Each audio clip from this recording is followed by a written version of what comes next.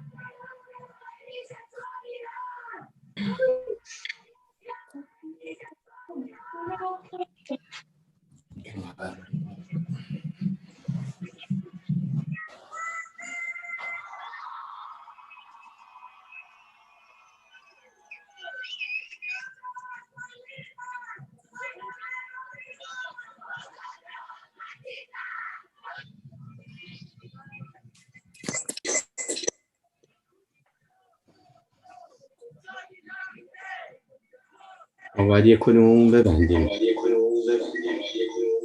لطفاً همه صداهاتون رو میوت کنید لطفاً. Everybody please mute your audio.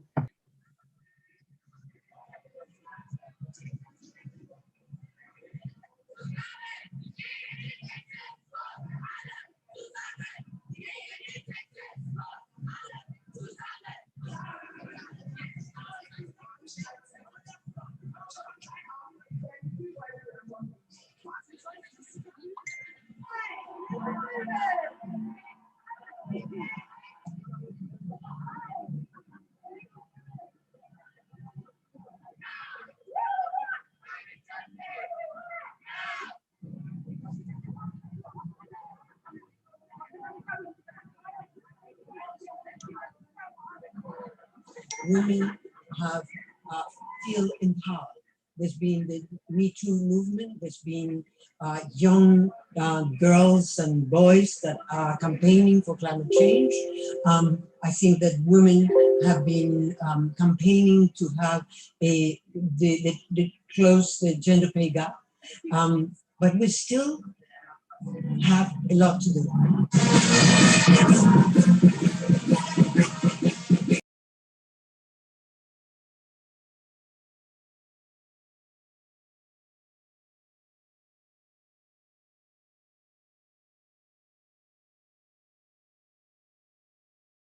Sorry, Masood, can you unmute your video?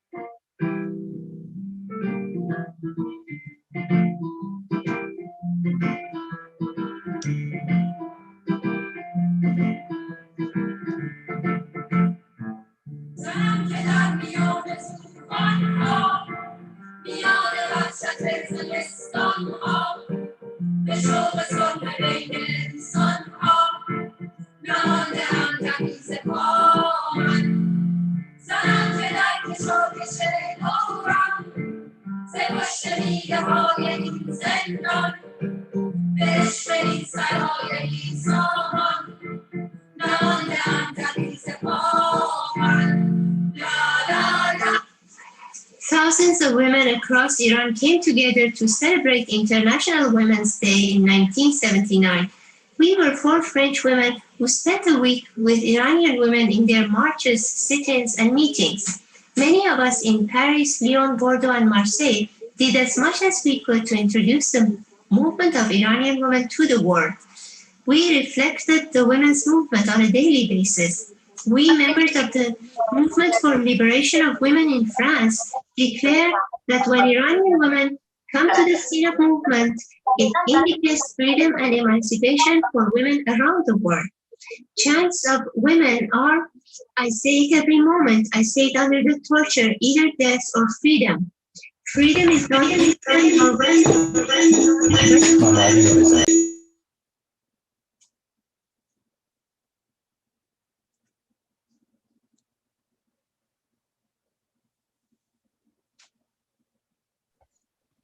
Thank you for that video, Masood.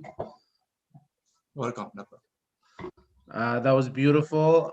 Welcome everyone, all the people that just joined us during the video. Happy International Women's Day to everyone. We would like to get officially started now. Kristen is my co-host. She'll be introducing herself. Hi, Kristen. Hi, everyone. Thank you so much to everybody who is in attendance this afternoon. I want to welcome you all to this event. We have many great, powerful, and resilient women who have come from all different walks of life here today to share some of their stories and their realities with us all. I'd just like to take a few moments to introduce myself. So my name is Kristan, and I am a Kurdish woman from Western Iran. Although I'm very fortunate to have grown up and live in a society that deems women to be equal to men, women are granted the same rights as men, I know that unfortunately that is not the case for other parts of the world. For centuries, women have been pushed to the outer edges of society and marginalized in perhaps every single way imaginable, from healthcare to education and all the way to even having the right to make decisions regarding their own body. But through our continual fight, the tide has lifted for many women around the world, but unfortunately far too women have been left behind and are still denied basic rights. We must continue to educate our communities and all those around us to the atrocities that are happening to women all around the world. And we must be a continued voice for those who are not able to speak up for themselves. There's definitely a long way to go, but as long as we are standing, we shall give a hand to those who have fallen. And I'd like Bobby to introduce himself. Thank you, Kristen. That was beautiful. Hi, everyone. My name is Bobby. I am considered myself very lucky to be here today with you all who recognize that equality is yet to be achieved and have the courage and ability to speak up and speak out about what's really going on. I consider myself lucky to be living in a country where by law women are considered equal, yet the reality says otherwise. In many places in the world, women are yet to have rights, have yet to have the freedom to express themselves however they wish. I was born in one of those countries, a country that still does not consider women as full citizens, a country that keeps women from opportunity and freedom. And I hope all of us here today speak out against that and try to change the rights for all the women in the world. Thank you. And also to let everyone know that we are streaming live on YouTube. If you'd like to share the link with your friends and family, it's in the chat. Perfect, thanks, Bobby.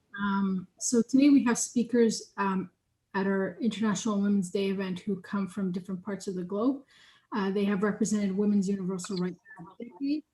The theme today is postmodernism and cultural relativism.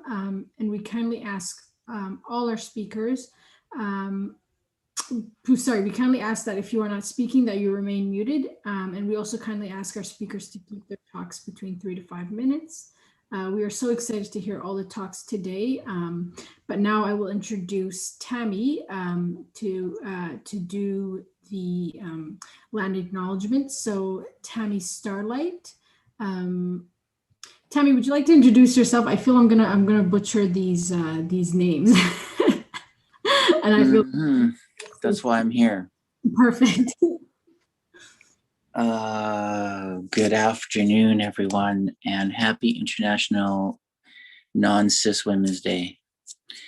I am Tammy Starlight. I am Nahaya, which is the original term for our people on the center of Turtle Island, which is now called North America. We're also called Cree. There are many different indigenous nations on Turtle Island, North America. And the ones in particular where we are all on, or most of us are on this call. And I am here to acknowledge the territory that we are on, which is the unceded Coast Salish. And that includes the Musqueam to the north, the Tsleil-Waututh to the inlet, and the Musqueam to the south. And they're all family related, and they've been here for thousands and thousands of years. And there's interior Salish, there's many different nations, and so knowing where you are is absolutely important. Knowing that Canada is a pretty new country, a colony of Britain, and not everybody is, especially Indigenous, are completely okay with what's happening. And we share a lot of similar struggles with everybody around the world, which is dealing with colonization. So that's my introduction into the territory and Indigenous relations locally, all my relations. Welcome. Thank you. Thank you so much. Thank you so much, Tammy, for doing the land acknowledgement. Next, I'd like to introduce Dr. Robinson. So Dr. Robinson is a professor, a proud member of the Métis Nation of British Columbia. She earned her PhD from the Department of Educational Studies at UBC. She deeply values the role of Indigenous knowledge within institutions of higher learning and believes that sharing our stories is both empowering and significant. So Dr. Robinson, the floor is yours.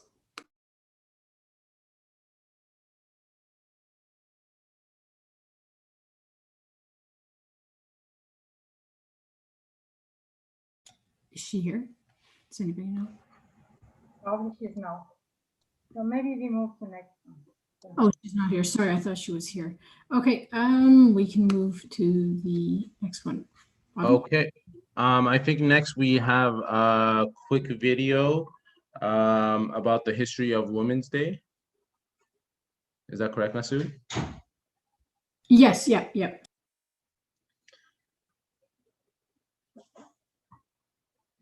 It's only 2 minutes.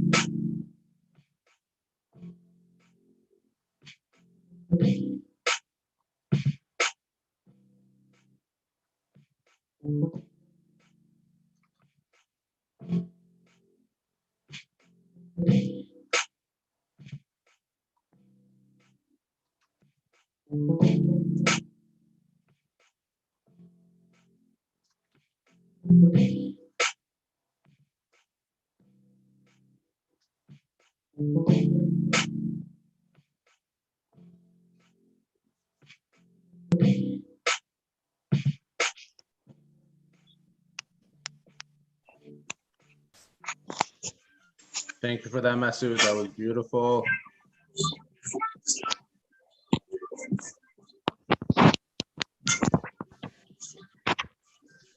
Amazing. That was the brief history of International Women's Day.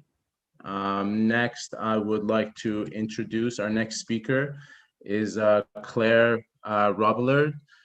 Claire, her pronouns are she, her, and identifies as a lesbian who walks in solidarity with the LGBTQ community. She became involved in the Vancouver IWD organizing committee in 1994 until 2008, and worked for 25 years supporting and advocating for people with disability, and is now happily retired. Claire? Hello, Salah.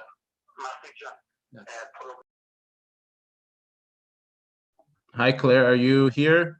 I think I saw you. You're muted. Sorry, yeah, I'm here.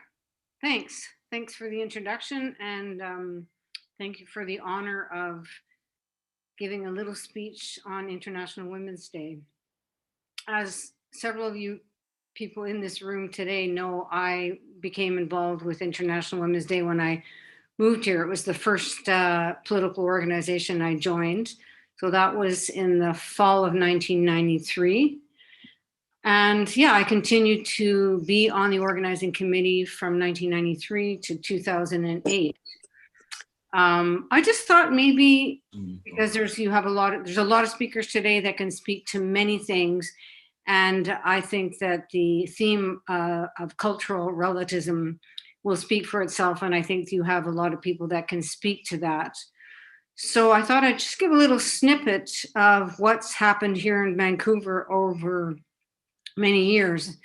So the IWD committee, as the committee today, this year, last year, is formed by a collective of, I'm not sure if it's just women on the collective now, but certainly it was when I was participating on the committee. As the numbers grew, so did the competing differences in what political agenda should be. I'm sure it won't come as a surprise to anyone here that the left can be very divided. In 1997, the IWD committee decided we needed to really firm down what our political principles were.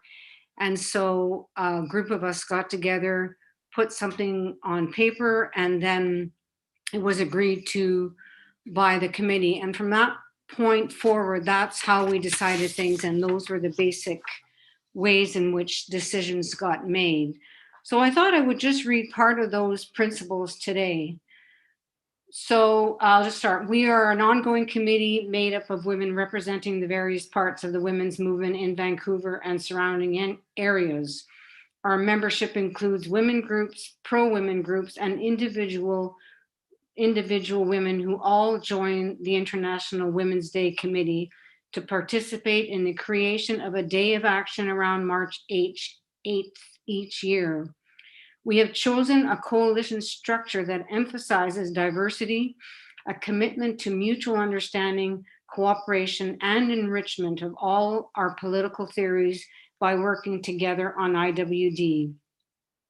We uphold the principles of feminism and work towards winning us a world where women have rightful control over their lives. This is symbolized by the IWD bread and roses. We have a right to survival, bread, as well as joy, roses. Women among us and women with whom we wish to share this struggle experience oppression and discrimination by gender as well by other forces. Therefore, we hold agreement to the following points. We agree to fight racism. We uphold the principle of justice for people of color and First Nations people. We agree to fight classism and imperialism, which many women experience as poverty, economic, or capitalist oppression. We agree that as women, we have a right to control our own bodies. This means we support women's right to reproductive control, including the right to abortion.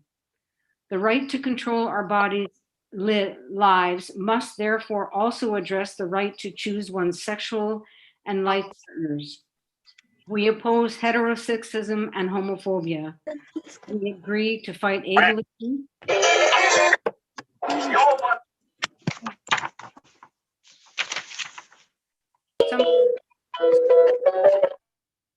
Sorry about that, Claire. Yeah, somebody needs to mute themselves.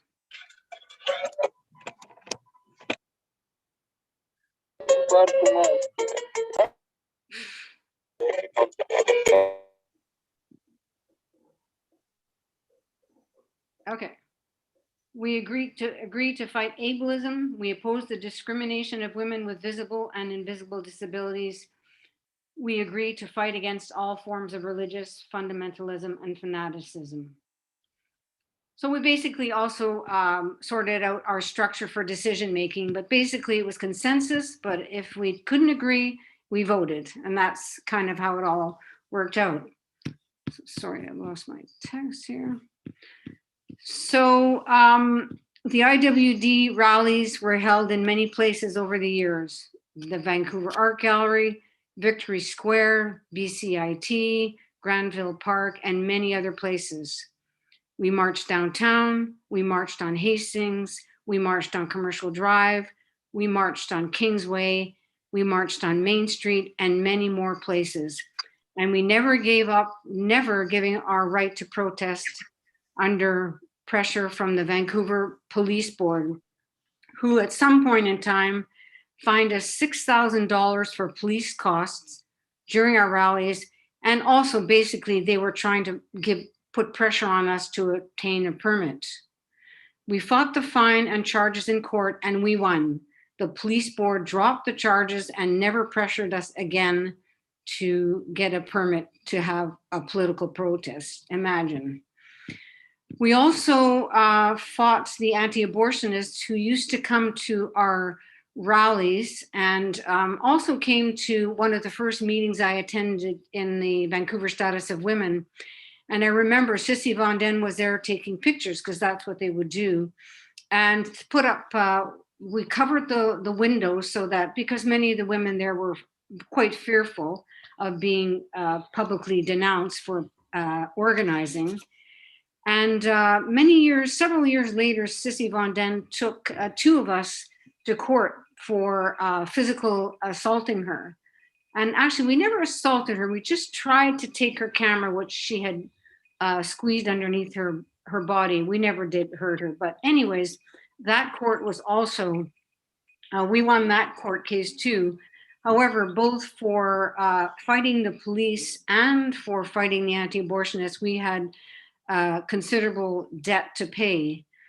So the committee also, after the IWD rallies and marches, we would hold dances. Every year we held a dance. We also procured a venue for the information tables. And we had at times up to 30, maybe 40 organizations who booked tables. And I just thought I would read a list of the groups that would join us, just a sampling. We had the Women in Prison Support Group. We had the BCGEU, Community Social Services Component.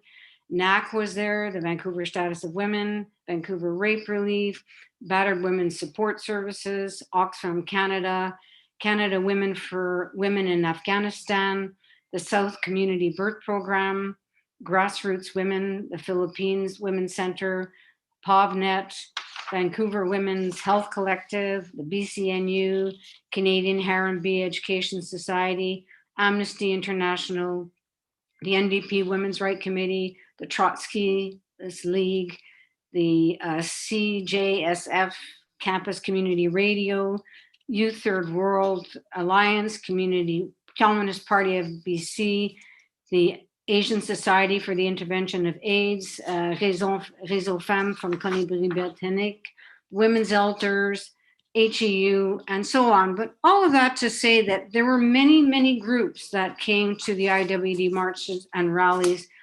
And yeah, it was quite a vibrant event that happened every year. When we had the information tables, we went to the Vancouver Library, the Kingsgate Mall, BCIT, Vancouver Community College, Britannia School, and many more. I'll just wrap up my speech here. So we didn't always get our way on the collective. We didn't always agree. The poster's too soft looking, the slogans need to be more political, this speaker would be better than the other person, who is going to give the IWD address. But we did our best to arrive at a decision based on our political principles. We learned that despite our differences, we were united for our rights of all women. I'll end with the most precious political statement I have ever read. And that is that class consciousness is about knowing which side of the fence you're on. Class analysis is about knowing who is there with you. Thank you. Bravo, Claire. Thank you, Claire. Love Thank you. you. That was amazing. Thank you for everything you've done and everything you do. Questan will be introducing our next speaker. Thank you so much, Claire, and for the continued work that you've done and all the work that you have done for International Women's Day. So thank you very much.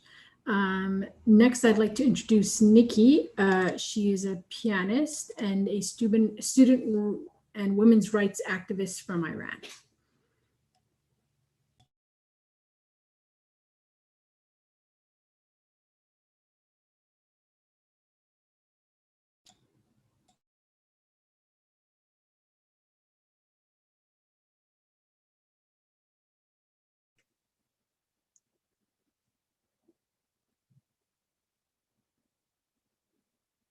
You want to share the piano? Yes, please, Masood. Okay. Thank you. Can I make a suggestion about if you're going to share screen? Yeah. To get a better sound? Yeah, but tell me, please. So whoever is sharing screen, Yeah. if you look at go to the top and if you hit the advance command, Yeah. and then you go to the one sound. It's at the top, right? It's at the top in the middle. Yeah. After you hit advanced, then you'll see 3 commands. One says sound. It's got a speaker, select that, and then click share. And the sound will come through the computer instead of your mic, and you'll have a much better sound.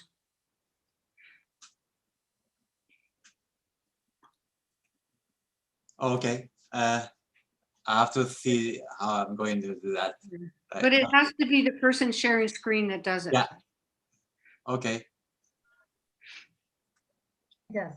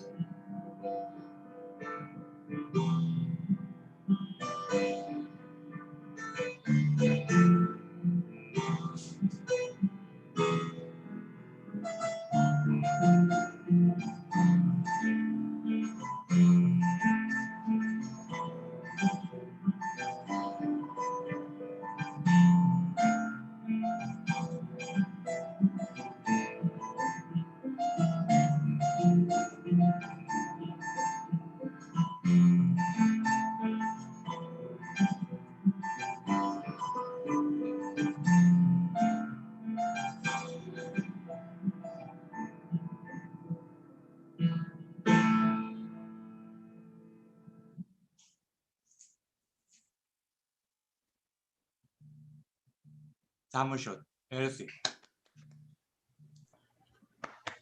That was beautiful, and that was Nikki from Iran playing the piano for us. Yes, thank you. So next I'd like to introduce Alicia Barcelo. So Alicia is a feminist, human and immigrant rights and city activist. She obtained her Bachelor of Education and her Bachelor of Laws from the University of British Columbia. She is the author of the paper Immigrant Women and the Politics of Difference, published by the Committee for Equality for Immigrants and New Canadians, and of the paper Visitor Visas, the Stamp of Inequality, published by the Manitoba Law Journal. Her most recent essay, entitled Time to Free Ourselves from the Postmodernist Quagmire, Time for Women's Rights, is a critique of the use of postmodernism to discredit and discourage feminist collective action. It is also a condemnation of cultural relativism. So Alicia Barcelo, the floor is yours. Thank you. Alicia, you're muted. Okay. Thank you very much. I'd like to start by saying how happy I am that we have Claire with us today. I haven't seen her for ages, and I'm very happy to be able to see her today. I don't know. I came here, and I have to note that she organized International Women's Day rallies for more than a decade and a half, even when the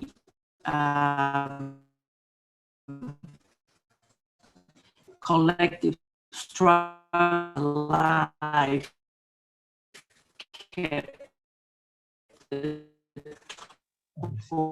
Alicia, your bandwidth is really low. We cannot hear you, Alicia. Close other program. Can you close some other programs so your bandwidth will go better so we can hear you? Please. I think she's frozen and disconnected.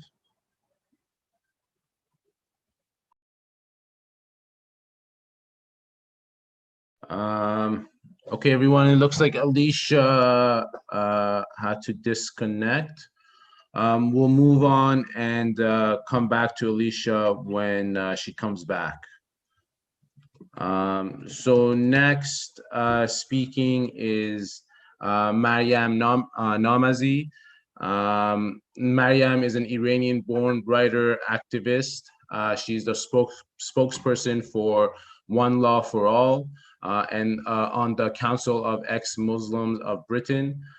She has spoken and written numerous articles on women's rights issues, on free expression, Islamism, and secularism. Mariam has also worked on numerous campaigns, including campaigns against stoning, execution, sexual apartheid, and women's rights violations, particularly in Islamic societies.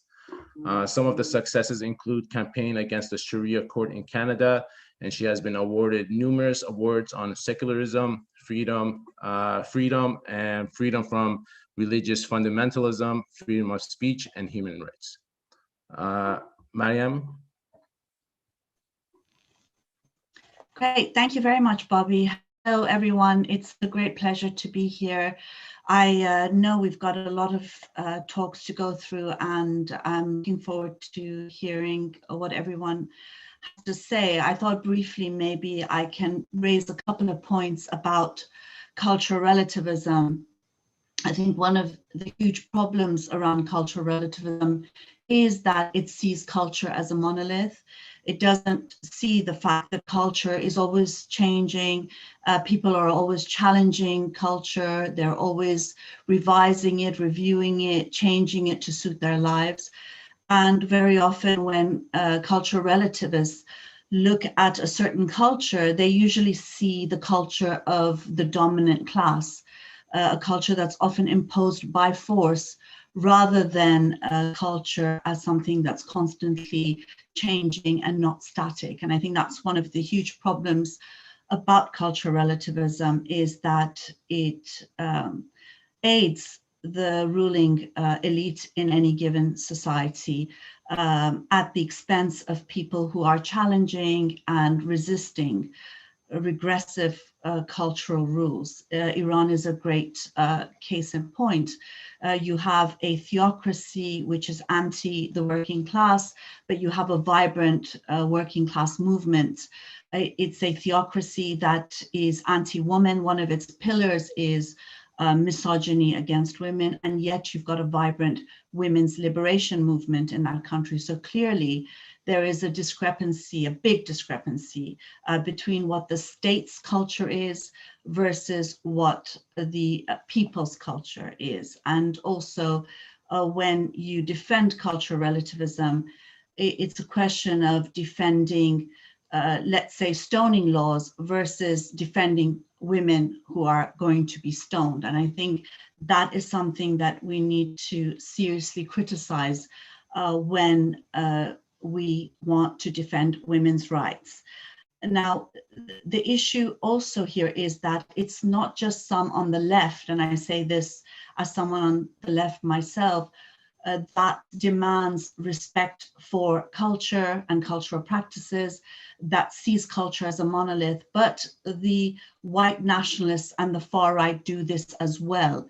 And so we are seeing a rise of white identity politics, the idea that all lives matters when we're faced with a real and legitimate Black Lives Matter movement, for example, and how the white working class has also is also being used as a form of identity politics in order to both play victim, but also to promote sort of supremacist politics. And I think one of the things about cultural relativism is that it can be a continuation of ethnocentrism as well, because when you see another culture as different than yours, it does promote ideas of difference as well as superiority, and it could be a double-edged sword. So I think when it comes to the issue of cultural relativism as well as identity politics, it can be very dangerous when it comes to defending the rights of minorities, free thinkers, dissidents, and women, especially because women are often seen to be the extensions of national and religious and cultural pride, honor, and so on and so forth. And so they face the most restrictions when culture the dominant culture is respected, and when the struggles and social and political movements within any society is disregarded in order to respect culture at all costs. I think the only other point I'd like to add here is that there is this problem that when you respect culture, you also not only see the resistance, but you've got the far right, as well as those promoting white nationalist politics that then portray all people from the Middle East, from North Africa, from South Asia, from minority backgrounds as regressive, misogynist, as people who are so-called savages, and it feeds into a xenophobic and anti-immigrant agenda. So you've got people like Ayaan Hirsi Ali, who is an ex-Muslim like myself, who has just recently written a book called Pray, where she advocates for an end to migration of Muslim men or men from Muslim majority countries, as if misogyny is in the DNA of all those fleeing the Middle East and North Africa and South Asia. So I think with this sort of cultural relativism, you see both the far right using it and postmodernist leftists using it at the expense of people and their lives, and particularly women and their rights. And I think it is hugely important for us to stress the concept of universal women's rights. I know very often we hear that women's rights, when we speak of women's rights within a universal context, that there is the accusation that it is a colonial viewpoint, it's a Western viewpoint. And I'd just like to end by saying that this always only comes up when it is related to women's rights and lives.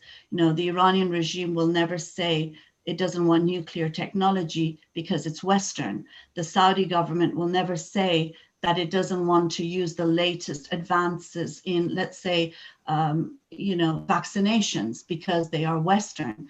But they will, when it comes to women's rights, say that it's Western and therefore women from Muslim majority countries and from the Middle East and North Africa and South Asia aren't deserving of them. And I think going back to the slogans of women's movements from the beginning of the revolution, you know, very clearly women's rights are not Eastern, they're not Western, and they are universal. And I think for a women's liberation movement, it's hugely important to push back cultural relativism and to defend the universality of women's rights. Thank you.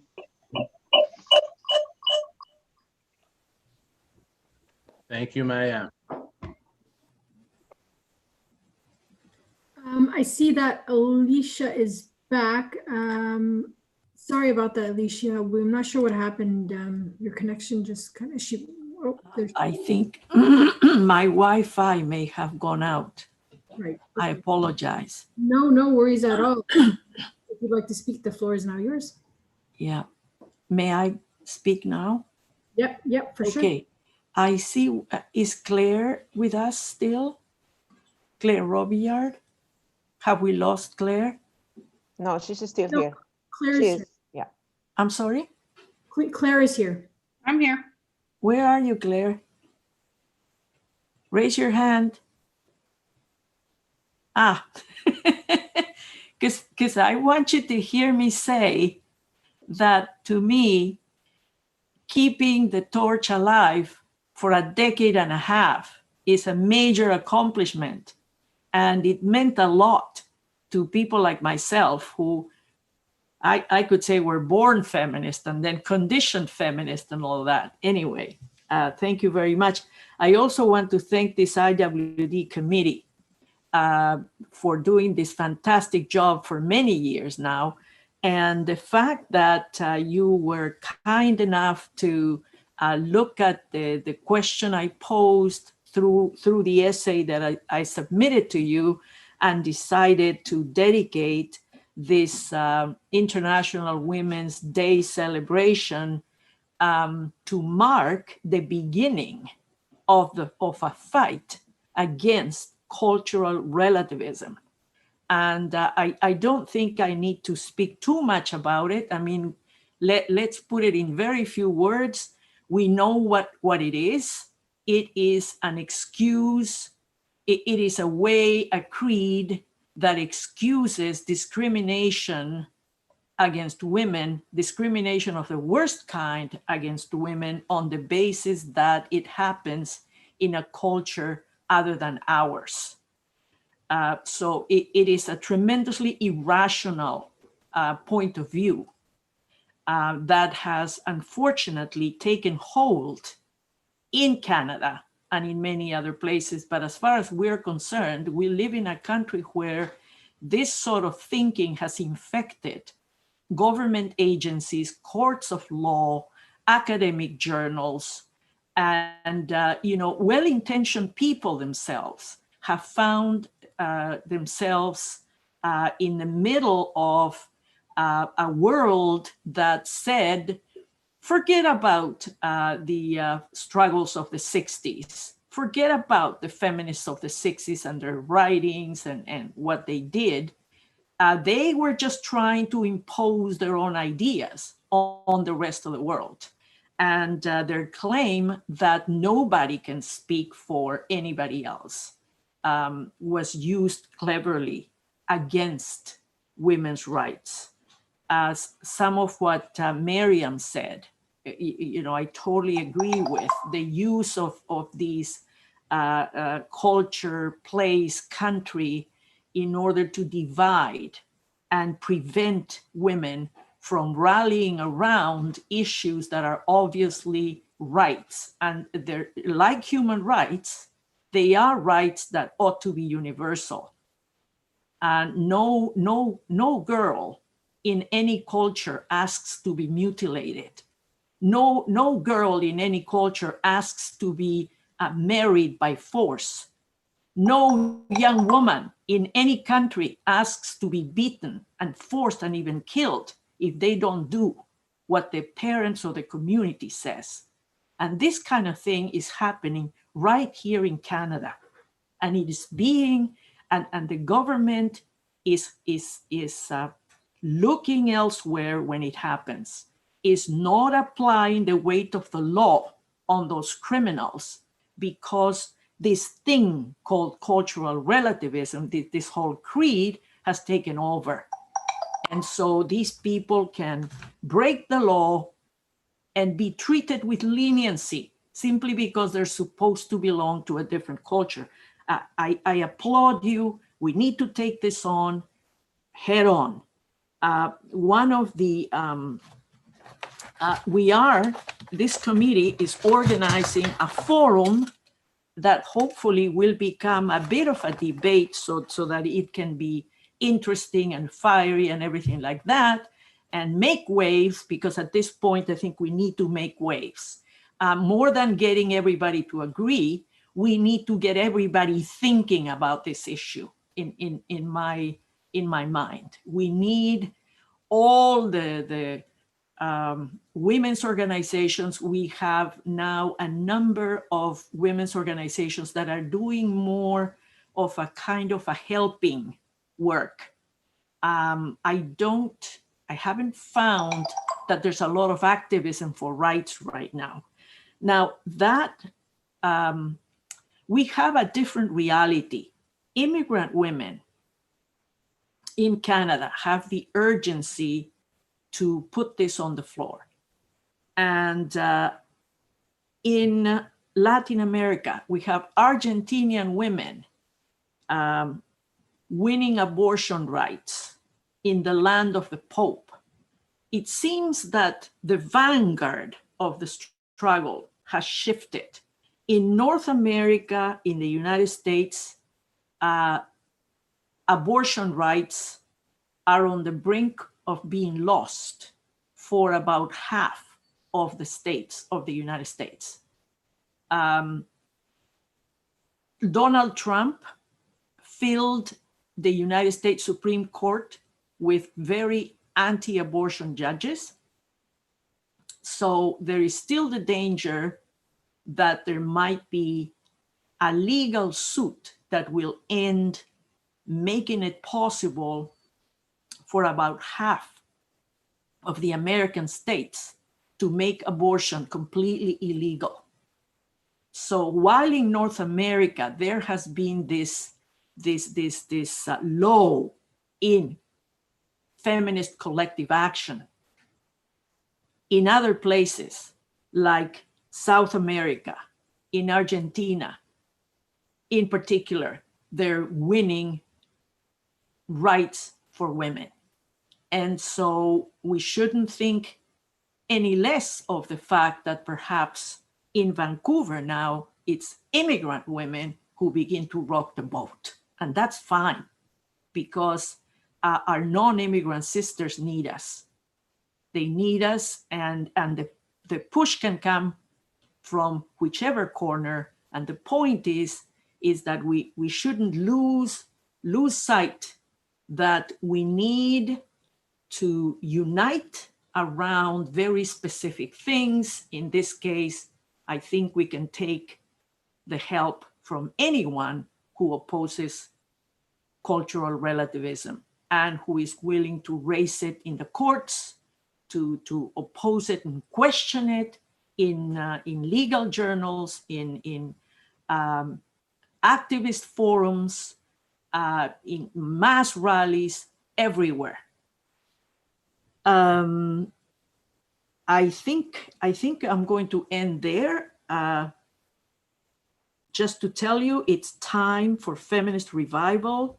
It's time for collective action, for fundamental rights for all women, regardless of where women are born, what religion they have or may not have, ethnicity, and things like that. So thank you very much for having me here today. And I hope to see you all, plus the people we can invite, at our forum this upcoming Saturday, March 13th at 1 p.m. Vancouver time. Thanks. Nice. Thank you, That Alicia. was very good. Thank you. And yes, there is a forum happening next week. Alicia will be talking regarding her essay and what she talked about today. If anyone is free and would like to join us, we will post the link, the information for that forum in the chat.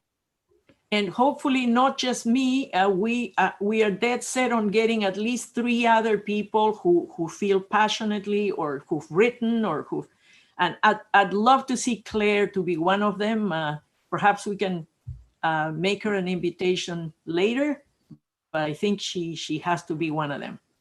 Okay, thanks. Thank you, Alicia. Next, I'd like to introduce our next speaker, Patty. So Patty is a human rights activist with a focus on women's rights and equality. She has been involved in a number of campaigns, such as Save Sakina, which stopped the stoning of Sakina Ashtiani in the Iranian Solidarity Movement. So Patty, the floor is yours. Thank you. Hello, everyone. Thanks for having me. Happy International Women's Day. I wanted to briefly talk about from the perspective of somebody who was born and raised in Europe, in Germany. So when I went to school in the 1980s, we had in my hometown, in my area in Germany, we had a lot of Turkish migrant workers. And of course, these migrant workers, they brought their families, they had children in Germany. So I went to school with Turkish boys and girls. And also in my area, not far from me, there were a lot of Turkish families living. So these Turkish girls especially, they were still under the obligation of this gender-based restrictions and obligation to show some kind of modesty in a lot of time. But then what happened, they would go out when they could, and they would dress as they pleased, and they would wear makeup. And before they would go back home, they would change their clothes, they would take off their makeup somewhere, private, and then they would go home. So 30 years later, we are in Europe and we are being told you have to be silent, you can't criticize. You know, this is a Western ideology, this is Western culture, whether you criticize within Germany, Sweden, or Britain, or whether you criticize these things in other countries. So, and what are we criticizing? When we are talking about like criticizing these things, it's not that we are talking about how people dance or what they eat. What we're really talking about, what it always comes down to, is women's rights, violations of women's rights and girls' rights. So we are told, be quiet. You can't say anything about this. It is not fair. So this is, of course, never really a problem when it comes to, for example, implementing international work safety standards, or when we have an Indian man, a Bangladeshi, a Libyan, an Iraqi man coming to work in Germany. There is no talk about that they should not have paid sick leave, paid holidays, pension, healthcare. This is not a problem. The only problem always is the total cultural taboo is women's rights. So we have, for example, in Germany, in Sweden, in Britain, in Italy, many other places around the world as well, we have protection of young girls, of children's right protection as well. So for example, a German girl of 13 years, she is protected by the law from underage sex, from child marriage. And then what we have seen in the last couple of years, a Syrian girl, a 13-year-old Syrian girl comes to Germany, and suddenly there is this big debate. She's a child bride. Is this correct? Is this not correct? So where is the protection of that girl there? Why we are suddenly, her rights are relative? There are good reasons why we have child protection laws. And for me, I wonder, what is the reason that, you know, I'm born in Germany and, you know, I should enjoy these rights, this protection. But then if I had been born in Syria and I would come 5 years later, 2 months later to Germany, suddenly there is this big debate about my rights, about a girl's right. You know, it is Europe right now we have to look at, and you wonder what's going on. When you go, for example, on the streets, you know, on a hot summer day in some European countries, and you see, you know, a family, you know, boys and girls, daughters, sons and stuff. And, you know, the girls, triple layer, they have to fully cover up, and the boys in shorts and t-shirts.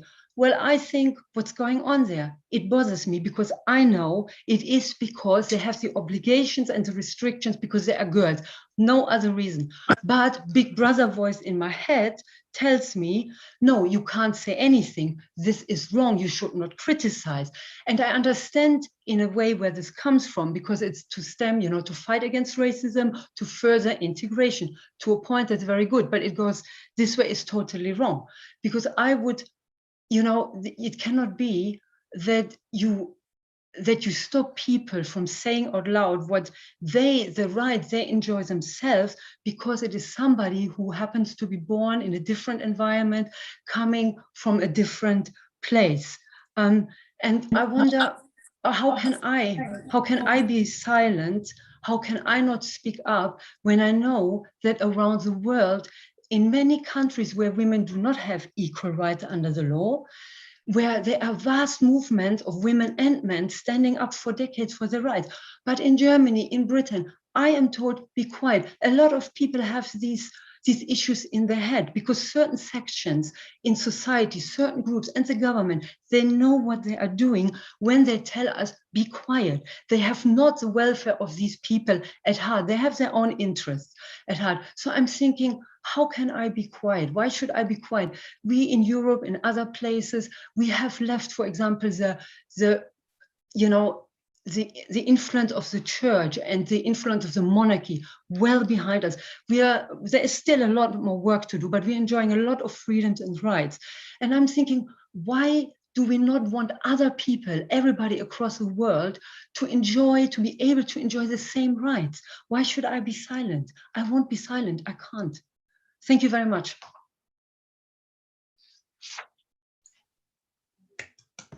That was amazing. Thank you, Patty. You're very right. You know, whenever any country where women do better, we all do better. Everyone does better. And it should be equal rights for everyone. Thank you so much. Our next speaker is Shiva Mojave. Shiva is a women's rights activist, spokesperson for the campaign to free political prisoners in Iran, and a former political prisoner herself. Shiva was a student activist in Iran and was arrested when she was 16. She spent more than 3 years in prison. Following her release, Shiva continued her activities and, like many in her situation, had to flee Iran. She has been a refugees and women's rights campaigner and has worked with the International Federation of Refugees in Turkey. She then went to Toronto, where she was the coordinator for the Action Committee in the Defense of Women's Rights in Iran. She moved to the UK in 2001 and continued her political activism as the head of the public relations for the International Committee Against Stoning. She's a physiotherapist, a women's rights activist, and currently the spokesperson for the campaign to free political prisoners in Iran. Welcome, Shiva. Thank you, Bobby. And hello, everyone. It's an honor to be here. Just to correct that, I'm not a physiotherapist, I'm a psychotherapist. Sorry about that. Just so happy International Women's Day to all of you. I will take these few minutes and focus on Iran, obviously, but I'd like to start with my own experience. I used to live in Toronto, Canada, and once I was interviewed by a magazine, and in that interview, I was labeled as a Muslim woman. So I was always wondering if, I think someone's for, okay. I was always wondering if instead of me, there was a Canadian woman, would they still call her, would they call her Christian woman? I didn't think so, and I don't think so. So I have been an atheist and a socialist all my life. I mean, as Bobby said, I was in prison for a few good years of my teenage time, and I've been tortured by Islamic regime. So they didn't even bother to even ask me, how would you like to be introduced? And they gave me the label of Muslim woman just because I was born in Iran. And in the recent years, I noticed that, thanks to the efforts of women's rights activists, and especially women from Iran and Saudi Arabia or Islamic-stricken countries, cultural relativism and their defenders, they really been strongly challenged. But you still see so-called women's rights defenders who are defending hijab or even celebrate hijab days. To me and millions of women in Iran, in the Islamic-stricken countries, hijab is a symbol of suppression and is a mobile prison. So defending hijab, in my view, and calling hijab as a culture of women in Iran is an insult to women, and it's actually siding with the oppressor. In 2015, some of you or all of you may have seen photos of Iranian women taking off their hijab and sending their photos and publishing on social media. And actually several mainstream media showed this picture and published it, which I think that was an important action to show the protest of Iranian women against hijab and the Islamic laws, obviously. But what the media actually didn't mention was that women in Iran opposed hijab and Islamic laws, not just from 2015, but from the moment the regime seized power in 1972. So 43 years ago, on the March 8, 1979, thousands came to the street and protested against hijab law. Hijab and the Islamic laws have never been our culture or our choice. If hijab and Islamic laws were accepted by women and people in Iran, then why such huge demonstrations were organized in 1979? And why hundreds of women's rights activists have been imprisoned? And the other point I wanted to make, that what is also not reflected in media or not talked about, is that Iranian women have gone further in their fight. They have been fighting for women's rights, but at the same time, they have been active and influencing the current movement against the Islamic regime. They do that by organizing protests and strikes, by calling actually on people to protest against unemployment, poverty, child labor, and other social and political aspects. So we at the Campaign to Free Political Prisoners, we receive letters, statements from courageous women's rights activists who are in prison, and actually from prison, they call on people in Iran to protest. So in fact, currently, women in Iran among the leaders of the movement to overthrow the Islamic regime. And in terms of cultural relativism, I believe cultural relativism is a racist concept, and which mainly targets women actually. And it closes its eye on inhuman practices such as FGM and the crime of honor killing, and attacks the very basis of human rights. So, but I think cultural relativism exists because of the way capitalism system work. In capitalism, people need to be categorized and divided, so some has less right than the other. So it makes it easier for the governments to legitimize and rationalize exploitation of millions of people. And historically, as you know, women's been the target of that. For example, the gender pay gap that is happening in all countries, including the Western countries as well. I mean, capitalist, can you hear me still? Yeah? Yes, please go ahead. We can hear Yes, you. sorry about that. Capitalism is based on classism, but I think it uses culture, religious, gender-based discrimination for its own benefit to separate us, actually. I think some of the speakers mentioned that.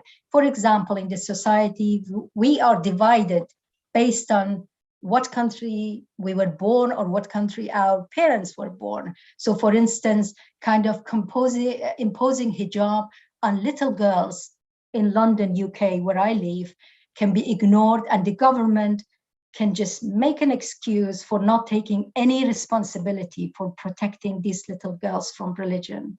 I mean, imposing hijab on children or forcing them to obey religious practices is psychological abuse. And this psychological abuse is tolerated actually and accepted by Western government under the excuse of cultural relativism.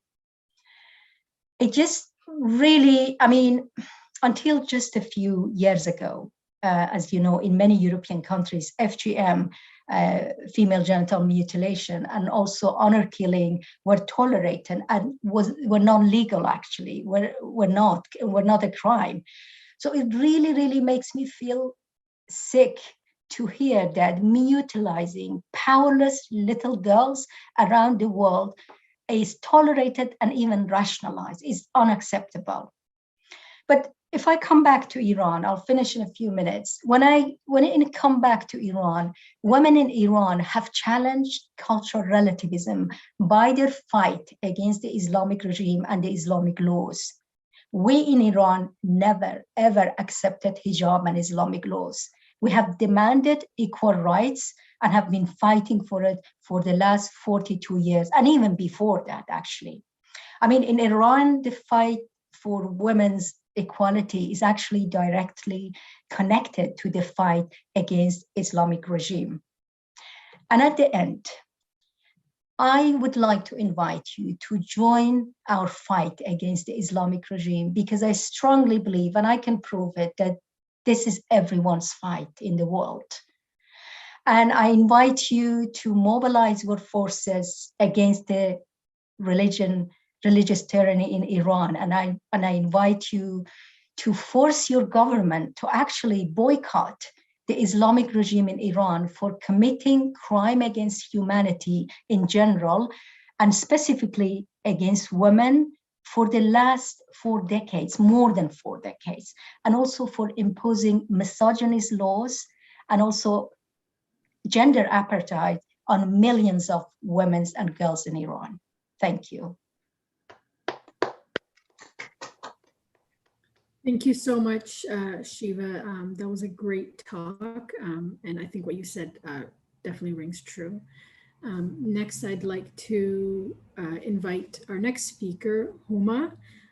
So Huma, she became the well-known leading person to stop Sharia court in Canada. Currently, Huma is the coordinator of the International Campaign for One Secular School System, coordinator of the International Campaign to close down Iranian embassies. She's the coordinator of the International Campaign against Sharia court in Canada. She is a founder of a charity in Ontario called Cultural Bridges Association. In the year 2006, she received the annual Toronto Humanist of the Year Award. And Huma has also been recognized as Woman of the Year by Gazette des Femmes for the year 2005. So Huma, the floor is yours. Happy International Women's Day, and thanks for organizing this event. And thanks to everyone for attending this event.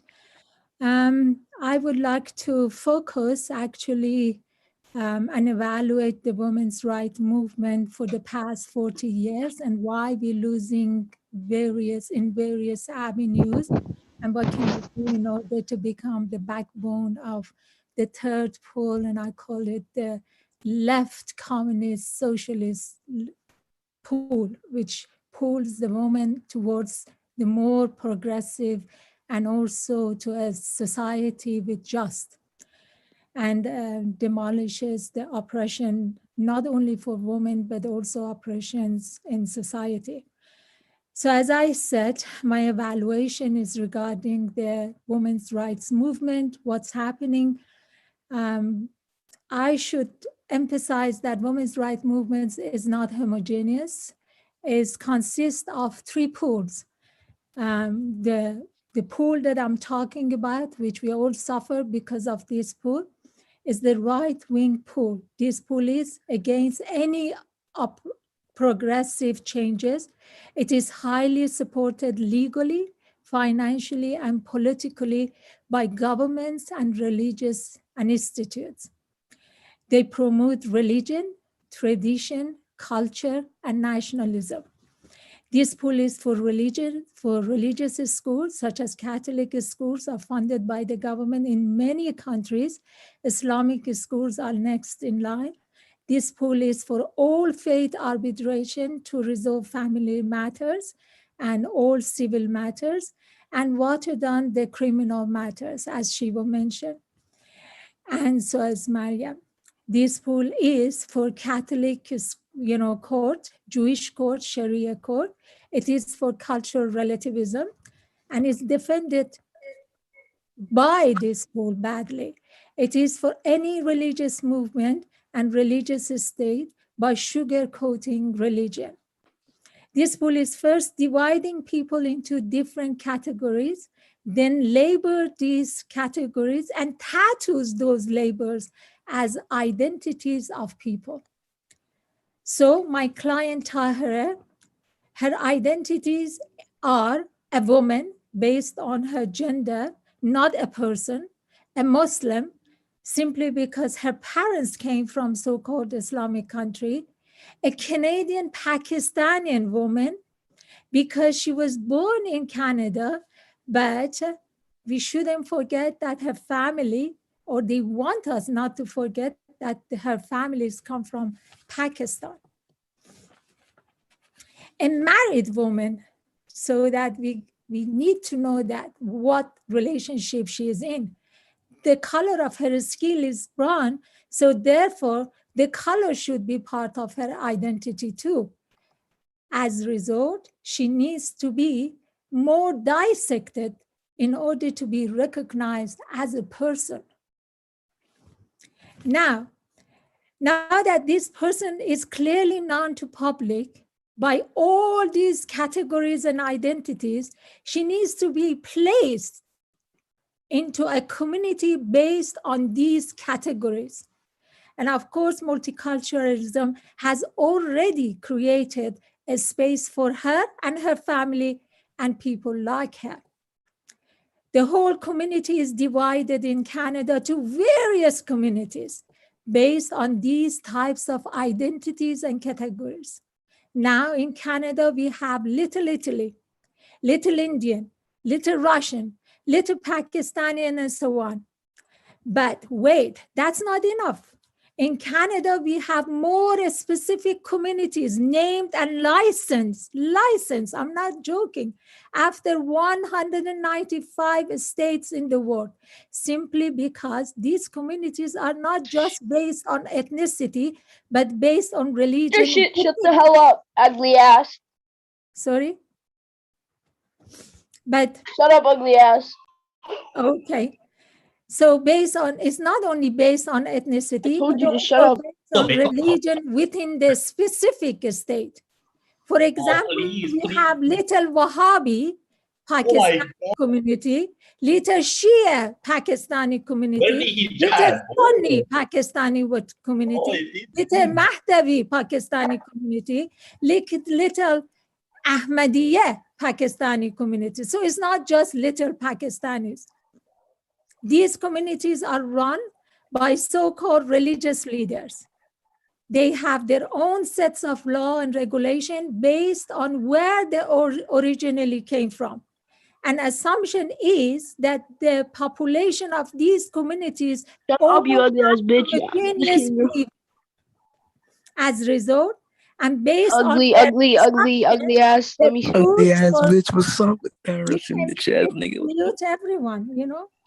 Bobby, can you kick some people out who've just entered the room to curse at the speakers? Yeah, maybe Homa, you can wait until they're kicked out. Bobby, you can mute if you are the admin. You can kick people out. And don't allow anybody else into the room, please. Okay. Just Yeah, I'm kick them trying out. to mute.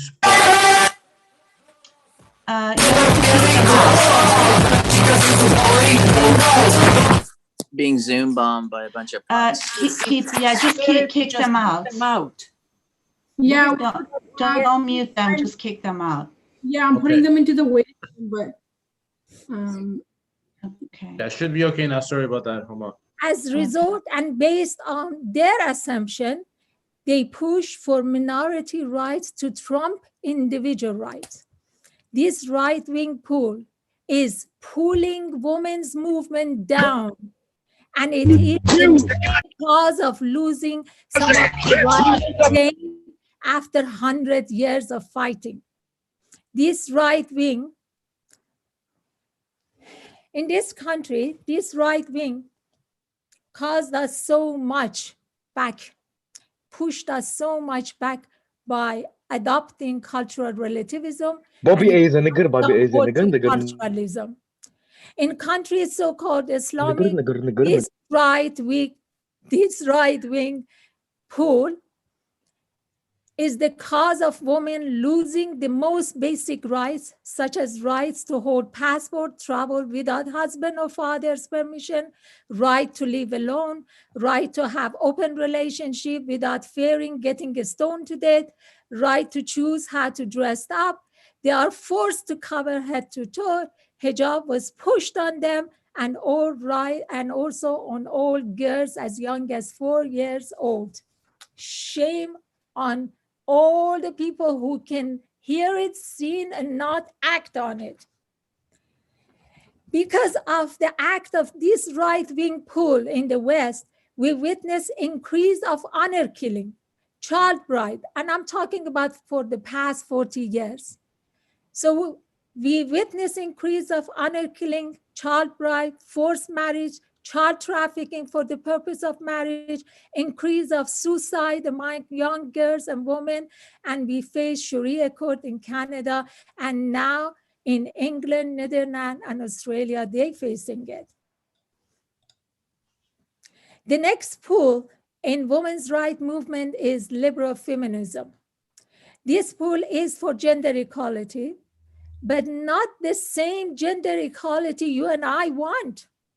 It is for women to become a shareholder, to become part of the capitalist system and be able to be elected as a member of parliament or to be a president. Their fight is to get more women elected in a parliament and hired as a director of top-ranked government agencies and organizations, and also large firms. They are for individual rights, rights to education, rights to have access to public health and affordable childcare, and rights for reproduction and gay or lesbian. But it's a big but. This but is, this pool is for moderate reform, as its existence is depending on limitation of equality between men and women. The third pool, which I'm so proud to announce that all of us here is belong to this pool, is to end oppression of women, and that cannot be achieved without ending oppression of society. This pool is to end gender identity and all those mentioned identities based on gender, race, religion, culture, ethnicity, all that. It is for integration. It is for one system of education based on science. It is for publicly funded healthcare for everyone. It is for more equal society. This pool is at the forefront of any progressive campaign at the labor's organization, at rallies, and targets the root of injustice and discrimination. It is for universality rights of women and children.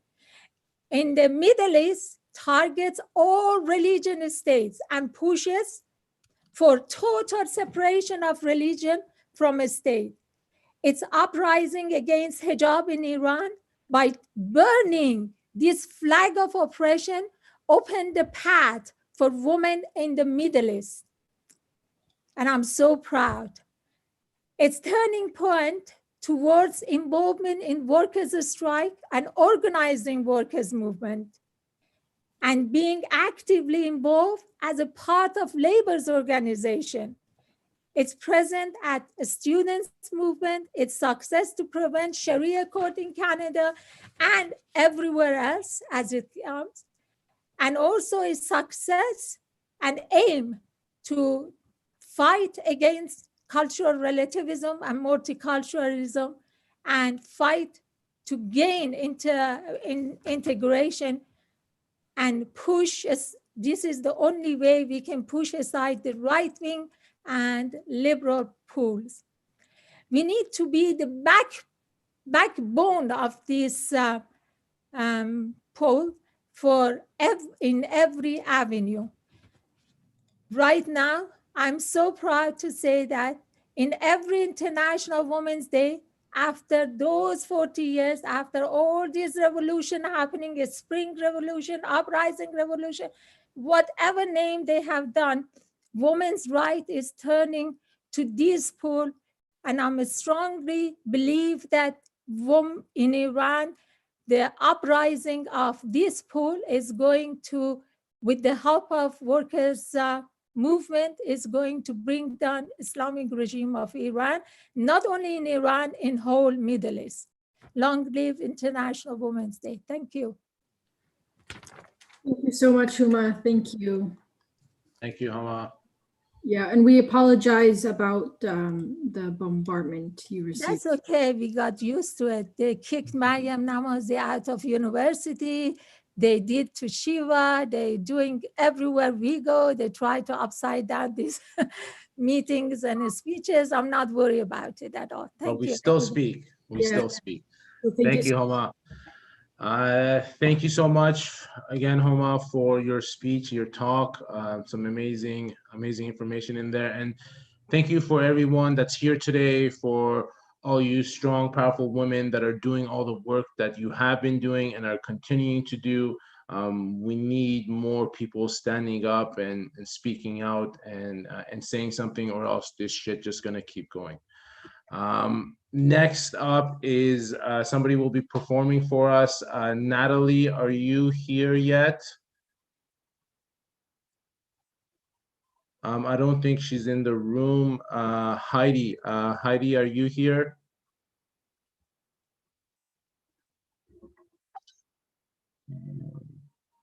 Okay, sorry, we're just having some technical difficulties. Someone cannot sign in.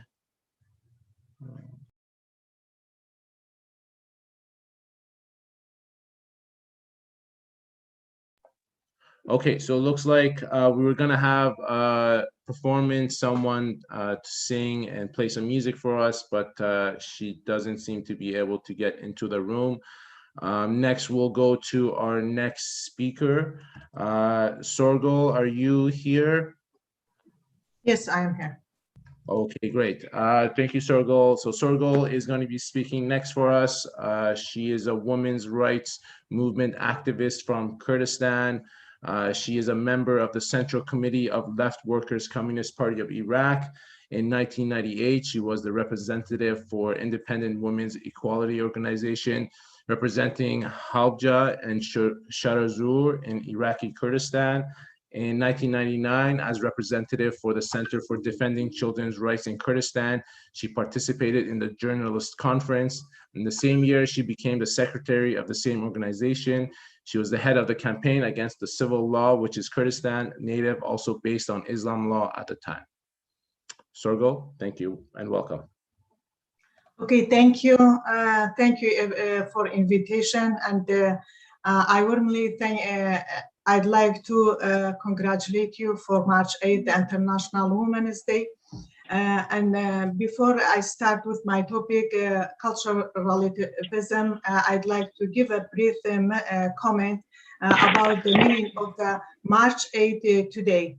This day, as you know, is the embodiment of the struggle of women for their rights and human dignity. International Women's Day is the day of the voice and cry of suffering of women and their defiance for their humanity and dignity in the face of the forces that want to destroy this humanity and this dignity.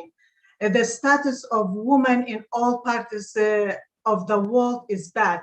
Relation to the degree of prosperity and wealth abundance. We still see women even in the Western capitals suffering from discrimination, whether in the wages or at home, the street, through gender discrimination and domestic violence. In the Middle East and North Africa, the status of women is much worse than the rest of the world. It is not only because she is unemployed. She is also a forced labor in her home.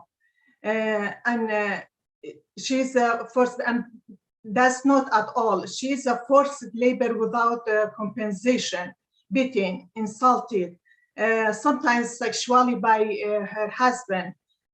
She is subjected to abuse by her brother, father, uncle, or any male, even sometimes by her son. Iraqi women live in the society which is ruled by the religious, sectarian, nationalist, and ethnic militias. Therefore, women face gender discrimination in its most extreme and inferior form. She is unemployed. She is a single mother, widow. She doesn't have a home to protect her.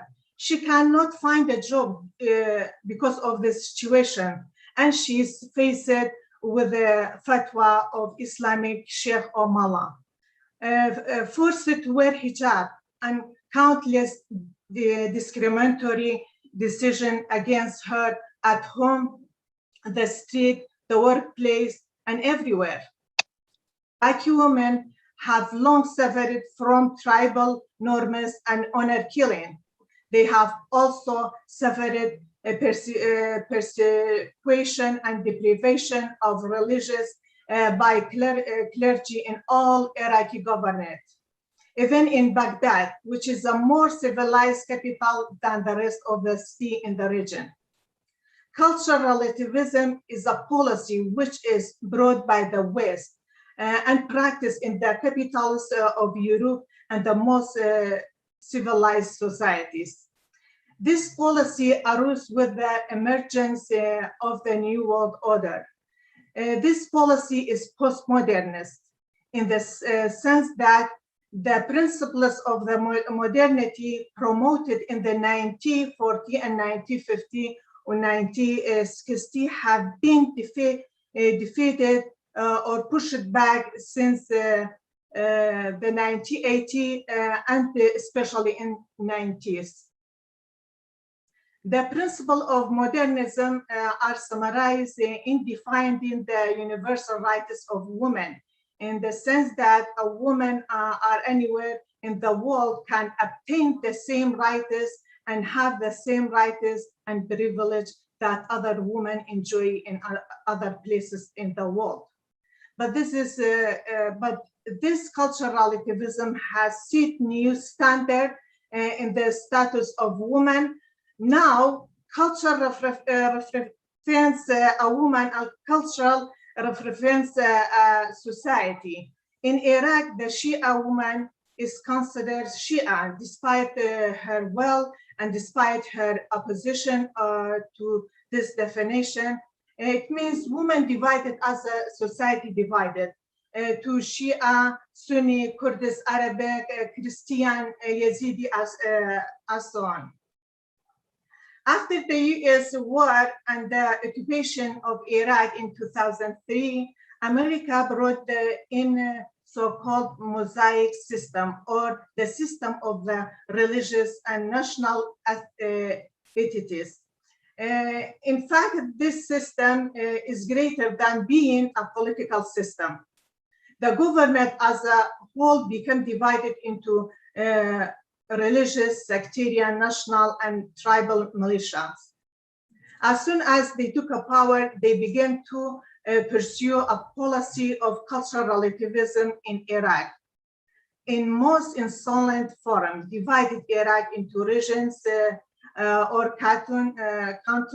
Each canton ruled by the tribal sheikh, which is the leader of the religious militia, or a national ethnic militia.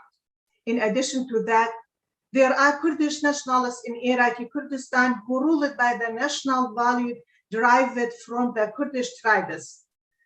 And they have established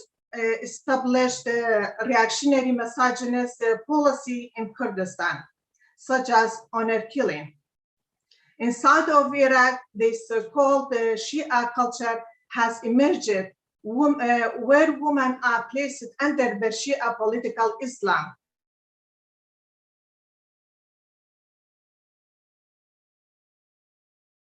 Sargul, sorry, you're muted.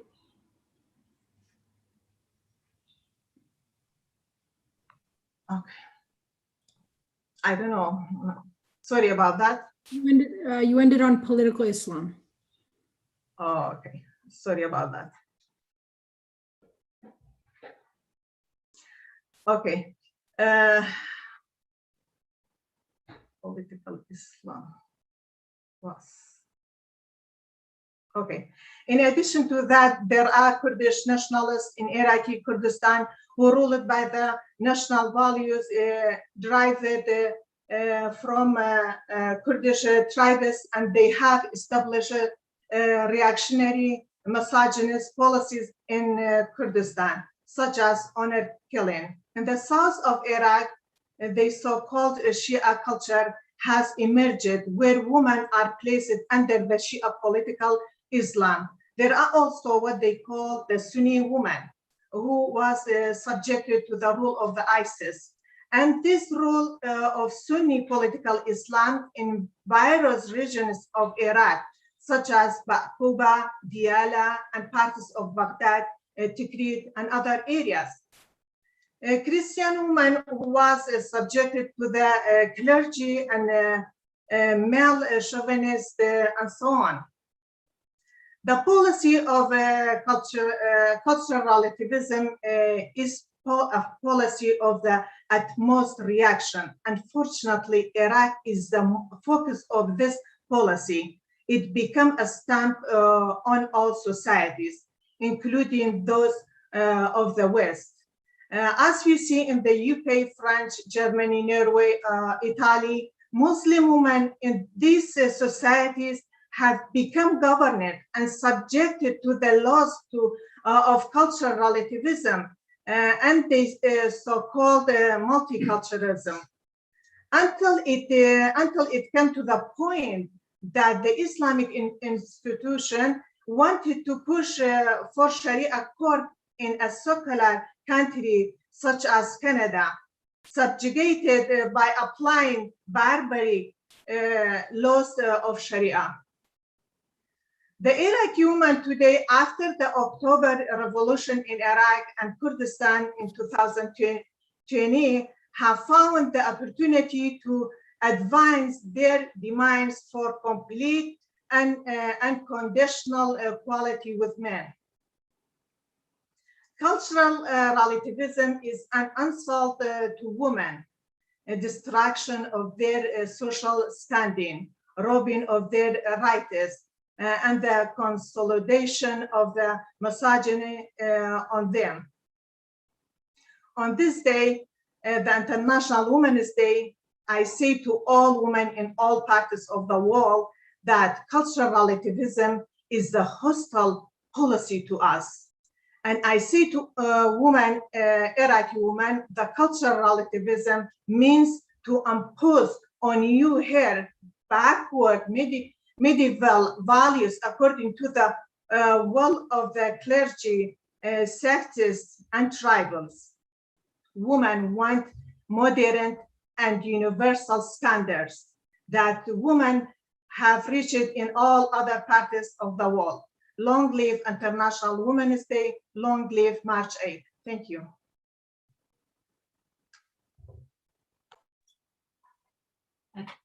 Thank you very much, Sargul. I really appreciate your talk. I'm just sorry about, we had some intrusion into our Zoom meeting, including in the chat room. So we try to limit that. So, and in my view, there were messages sent on behalf of some people who did not represent those people. It was, and Zoom, we know that it's easy to use and to infiltrate. And we are an open. So please ignore those messages. Do not even answer to them. Thank you so much. Thank you, guys. Yes, it happens. You know, people want to come and ruin other people's day, but we're gonna still keep going.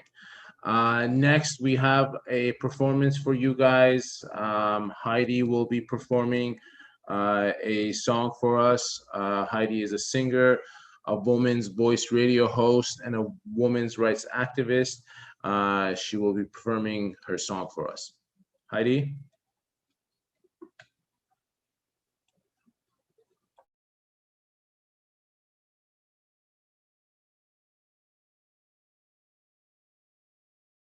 Heidi, are you here? I think I saw you. You're unmuted.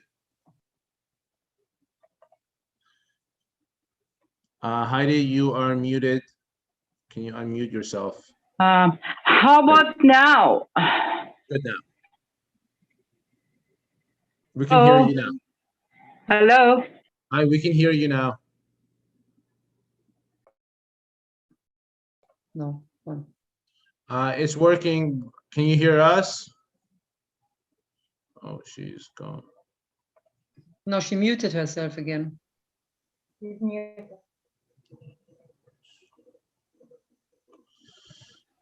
I don't see her anymore. She's never. Oh, there she is. Heidi, unmute yourself. How about now? Now it's working.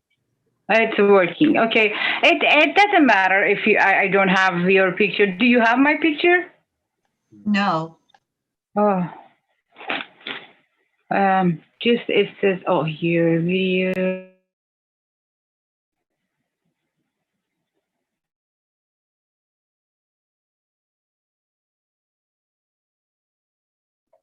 You're muted again. Video's working, but you're still muted. Unmuted. I unmuted. There we go. Oh, how about now? It's okay. I start singing. Hi, Heidi. Hi, everybody. I should say, support for all your effort and time you're doing for this special day, international special day. Anyways, I'm gonna start singing. جوانه میزنم به روی زخم بر تنم، فقط به حکم بودنم که من زنم. چو هم صدا شویم و پا به پای هم رویم و دست به دست هم دهیم، از ستم رها شویم. جهان دیگری بسازیم از برابری، به همدلی و خواهری جهان شاد بهتری. نه سنگ و سارها، نه پای چوب دارها، نه گریه های بارها، نه ننگارها. جوانه میزنم به روی زخم بر تنم، فقط به حکم بودنم که من باید زنم. چو هم صدا شویم و پا به پای هم رویم و دست به دست هم دهیم، از ستم رها شویم.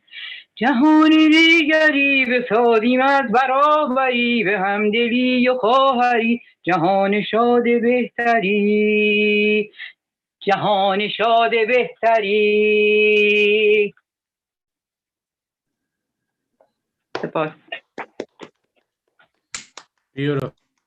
Beautiful. Thank you so much.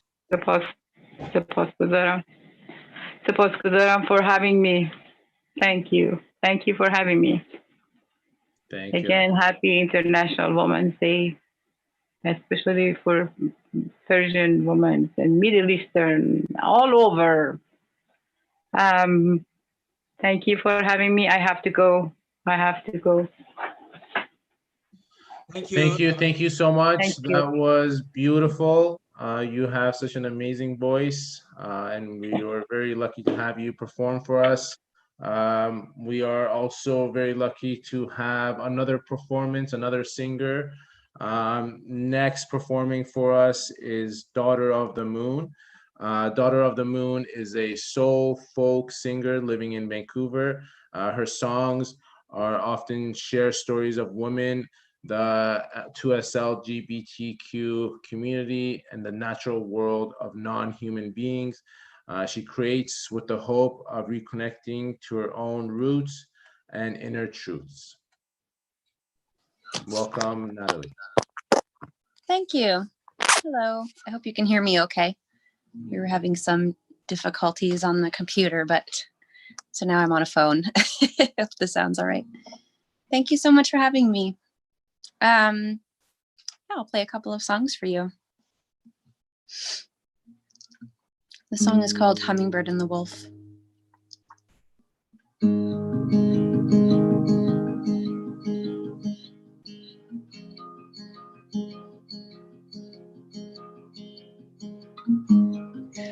Brave and bold, like the wolf,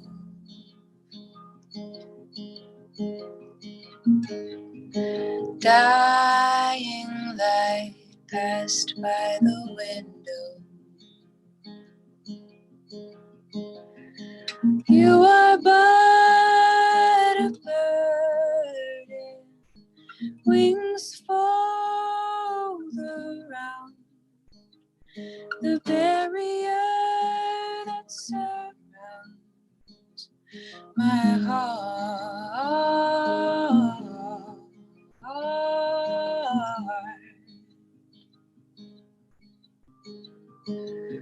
I wonder where we go when the heart slows, and I bet that fear could be fed to the wolves.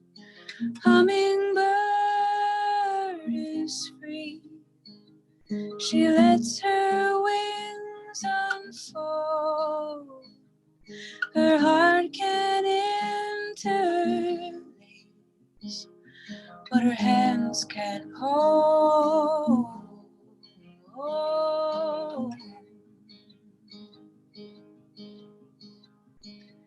In the whirling winds I see a broken road, and these fallen trees of debris are my only home. Can it be that we got lost out to sea? Or do you wait for me on an island in my dreams.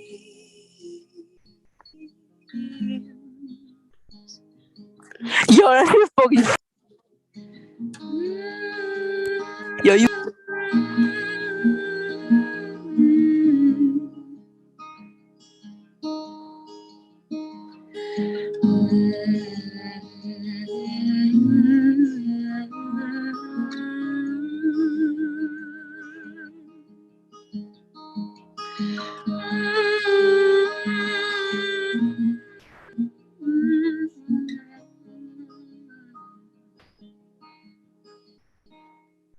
She has a beautiful home with the earth all around her.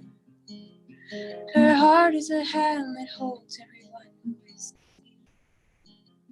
a mother inside of me.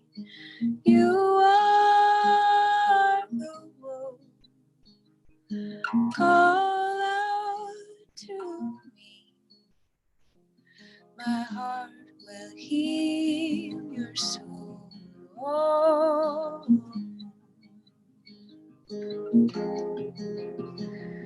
My heart will heal your soul.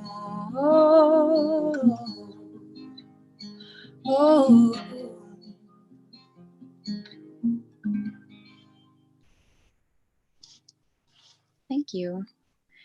It's so interesting with technology, and you know, I hope that next year we'll get to be in person. So, We'll see do you what want me to happens. play another one, or do you want me to wait? I think if you want to play another one, let's go for another one. Okay, great. Let's do it. Yeah, and really happy Women's Day, everyone. It's really a pleasure to be here. I've played, this is my third year playing, and yeah, it feels very special to be invited to this event. This is a song I wrote last year called Lost Myself.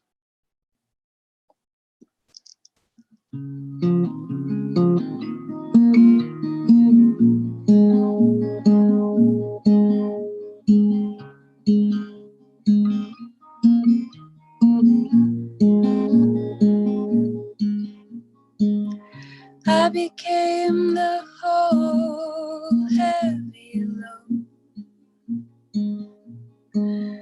I became one whole heavy load. When I lost myself,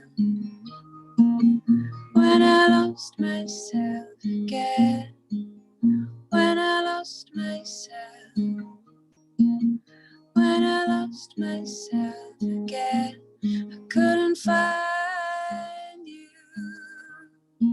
till after a while I knew. And all our losses, under the wild I grew. When I lost myself, when I lost myself again, when I lost myself, when I lost myself again, I've become Una, and become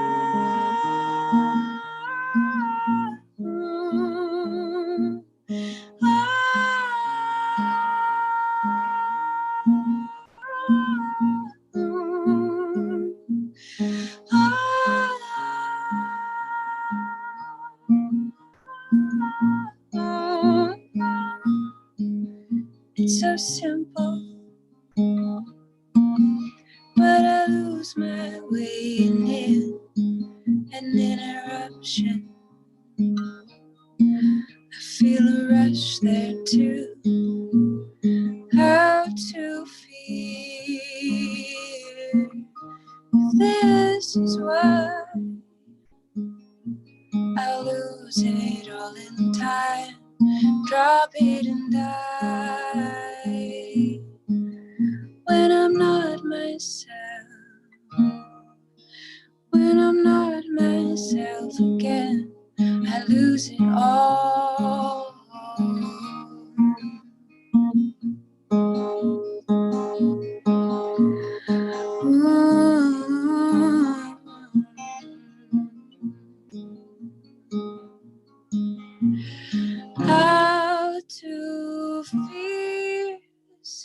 is why. This is why.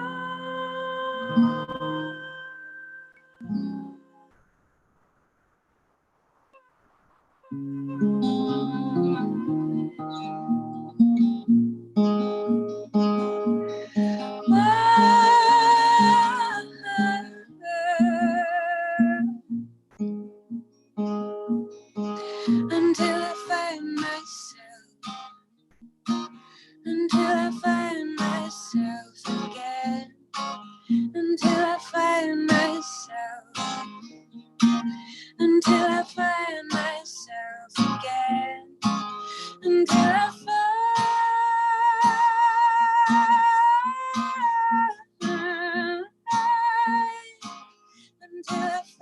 myself,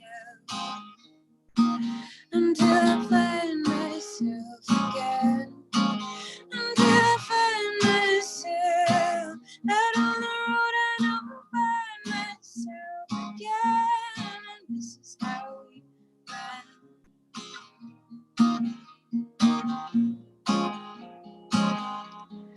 This is how we run.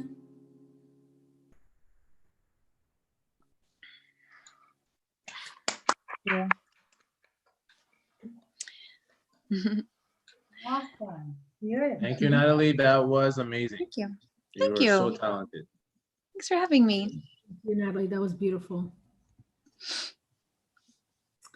Okay. I'd like to go on to introduce our next speaker, Rowan Moon. Rowan, she's a writer. She's a writer, is active and works in Vancouver Association for the Survivors of Torture. She has a lot of experience in the humanitarian field. So Rowan, the field is yours. Thank you. Thank you so much. And thank you for having me. I'm very happy today and proud to be part of this celebration. And also I need to mention that I was offended by rude comments on the chat. That's not supposed to be happen here. And I want to say shame on you. And you know yourself. I don't know who you are, but shame on you. And this is our celebration and we are here to speak. Even if you don't like what we are saying, but we are here to speak. So if you don't like what we are saying, go and leave. My name is Rowan. I'm working for VAST, Vancouver Association for Survivors of Torture. And I will start my speech by talking about the differences between refugees, being refugee and being an immigrant. And I believe there are many of you here in the room, they know the difference between being a refugee and being an immigrant, but I know also there are many of you, they don't have an idea. Being an immigrant means you have your own choice to leave your country. You put your own plan. You have a clear idea about your future. What the country you are gonna to go. You gather all documents, you gather all IDs, all passports, everything is done. On the other hand, being a refugee, that means you don't have a choice. You don't have a choice to leave your country. You have been forced to leave your country because of many reasons. These reasons may be different kind of persecution on the basis of religion, political opinion, gender identity, etc., etc. Having said that, and based on the statistics, all refugees, like 100 out of 100, are considered survivor of persecution. So, and we know the women and girls are like almost half of refugees. And we are aware about the barriers and about the challenges that face women in the new country. There are many barriers we are faced here in the new country. We have problem in employment, housing, financial insecurity, lack the knowledge of the Canadian system, access to the mental health support, access to resources, all of these things like challenges we face every day, and we are advanced, we know, and we know about these challenges, and we provide support to survivors. And now today, in the Women's Day, I'm proudly will announce the new program, which specifically designed for women to be an advocate. Like women's, the name of the program, the name of our new program is Women Survivor Advocate. And if you would like to be an advocate, and if you would like to work in the advocacy field, so please feel free to send me your email and say, hey, I'm interested to be an advocate. I would be very happy to have you in our new session on March 19. And yeah, and being working in the advocacy field, like you should to be responsible. You should speak up for those who face challenges, for those who face problems, to be voice for those who don't have. So please feel free to, sorry, I know the chat now is disabled, but maybe we can find some, I don't know, maybe some people will help me in that. I will send my email to everyone.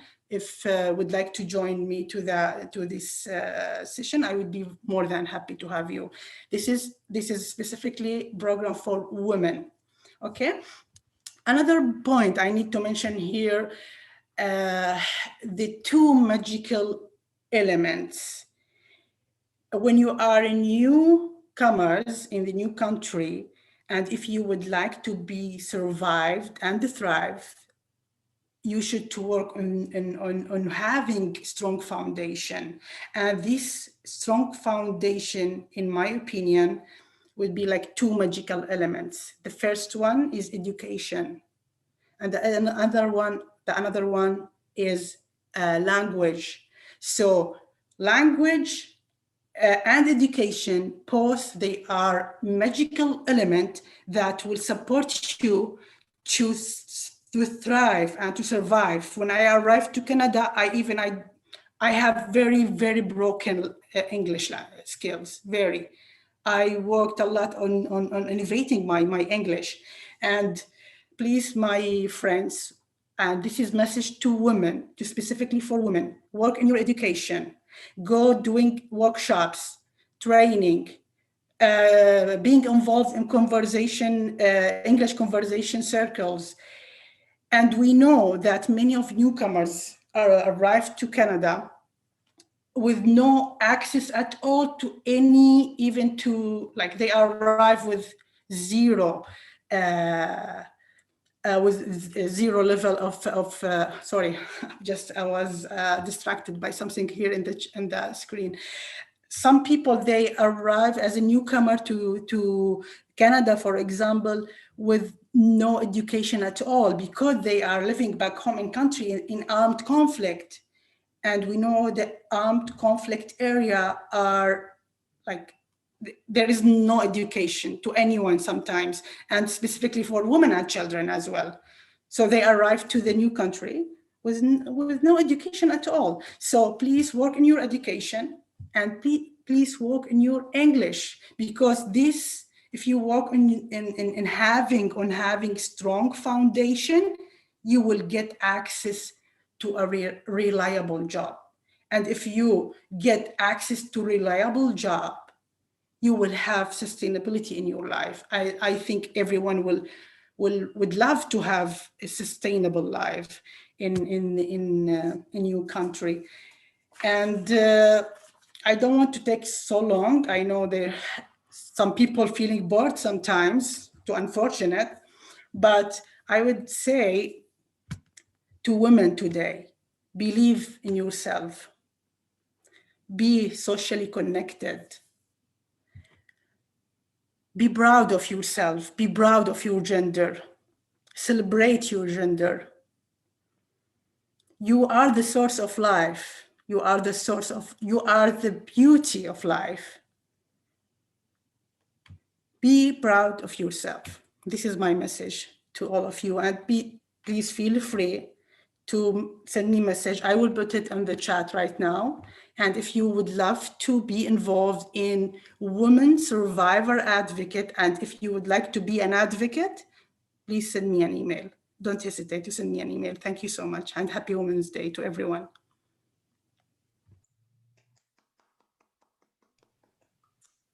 Thank you so much, Rowan. I definitely try to put it into the chat. I'm not sure if the chat is completely disabled. If not, we can re-enable it so that you can put it into the chat. Thank you. Next, I'd like to introduce Daria. I do believe she is here. Yeah. So Daria was born in Ukraine and moved to Vancouver in 2016. Currently, she's working in finance and supporting both human and animal rights. She's a vegetarian activist, and she believes that everybody should have equal education, especially financial. She's strongly focused on bringing more women into the financial industry and decreasing the gender gap that has existed there for a long time. So Daria, the floor is yours. Thank you. Hi, everybody. I'm so honored to be here with all of you. And I wanted just to say, together with Rowan, actually, you know, this is not the first time when somebody's interrupting women when they want to tell the truth. And when we want to say something, everybody has something to say, and they constantly keep stopping us from whatever we want to say. So we are used to it. So we don't really care what's happening outside. We don't care about that noise. I don't even, you know, value those comments or anything like that. You all are very inspirational. I was listening to all of you. I haven't met any of you, but I actually get really inspired from each of the ladies that spoke today. You're incredible. Keep doing whatever you're doing. So, well, today, this is International Women's Day. In my country, it's a huge event, huge. You can't even imagine. It's a celebration not only of mothers, daughters, sisters, everybody. And, you know, I think this is the day when we not only have to teach our male companions about, you know, encouraging and supporting women, but also women itself. When it comes to supporting, we have to hold each other's hands every step of the way. You know, from my own experience, I somehow or another, every time I got a job, I was in male-dominated industries. I was in engineering, I was like in finance, or even automobile industry, every time in male-dominated industries. And of course, I've faced a lot of discrimination. And I'm not going to go into details because we're going to be sitting here all day. And the fact is that taught me so much how much I have inside of me to bring to all those male-dominated industries. And even right now, I'm working as a financial advisor. I see every single day how much the female talent is underutilized in a business resource. You know, I'm going to bring a little bit of statistics. There are 46% of women are employed in financial industry, 46%, but only 15 are at the executive level, 15, and 46 are generally employed in financial industry.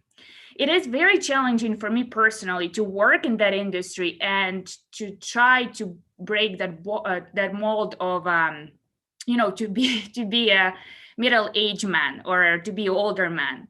It is very challenging to fit into male-dominated environment. And when I started working there, I actually decided to change that in a way that I was creating my own way. So I wasn't trying to fit in. I was trying to be my own person and do the great work on my own terms.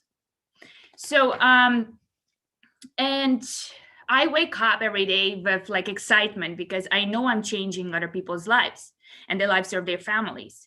You can't even imagine how undereducated people are, even in Canada, when it comes to finance, when it comes to supporting their families, and especially women, because at the end of the day, who is taking care of the families? Women are budgeting their families' finances. Women are taking care of the money in families, but they're not absolutely like on 100% level educated how to work with money. and how they can manage that in case anything happens. Because if we have a saying back home, if there is a disaster happening, talk to a woman. Because we know how to deal with difficult situations. We create that safe environment for people. So when this is my way of bringing a female to male-dominated industries. Every single day, I encourage women that I work with to be unapologetic, absolutely unapologetic in every way they're working. Whatever they deserve, they need to ask for it. They need to work for it. You can have a home, you can have children, a husband, and you can have a career. You should never feel like you have to choose one or the other. You can have both. Every time I come to work and if I see a new female partner, I get really excited. Even if it's not on my team, I still get really excited. But it doesn't happen very often. It doesn't. And I tend to change that. I'm changing that all the time. And I'm so happy I have a team that is helping me to do the same thing. And I encourage every single one of you and every single outside of this Zoom meeting to do the same. It's good to have conversation. It's good to have these celebrations. But if we don't act on it, if we don't enter those male-dominated industries, we'll never change that. We have to do it. We have to first educate ourselves. 100%. We have to make strong, bold moves when it comes to entering those environments. And, we have to ask for what we deserve. It's enough already to just, simply talk about it. If you want it, you get it. And mainly, I think the most important thing is we have to support one another. I've faced a lot of challenges cooperating with other women, and I hate the fact that we don't support 100% each other.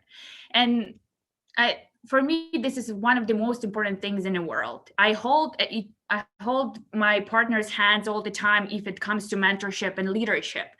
So I think we own this support to women, to everyone who fought for our rights before us. We own this to them. And I greatly appreciate everybody who fought for us, all the Middle Eastern women. I'm with you all the way. And thank you very much for all you've done. That has been a hell of a fight for you. Thank you.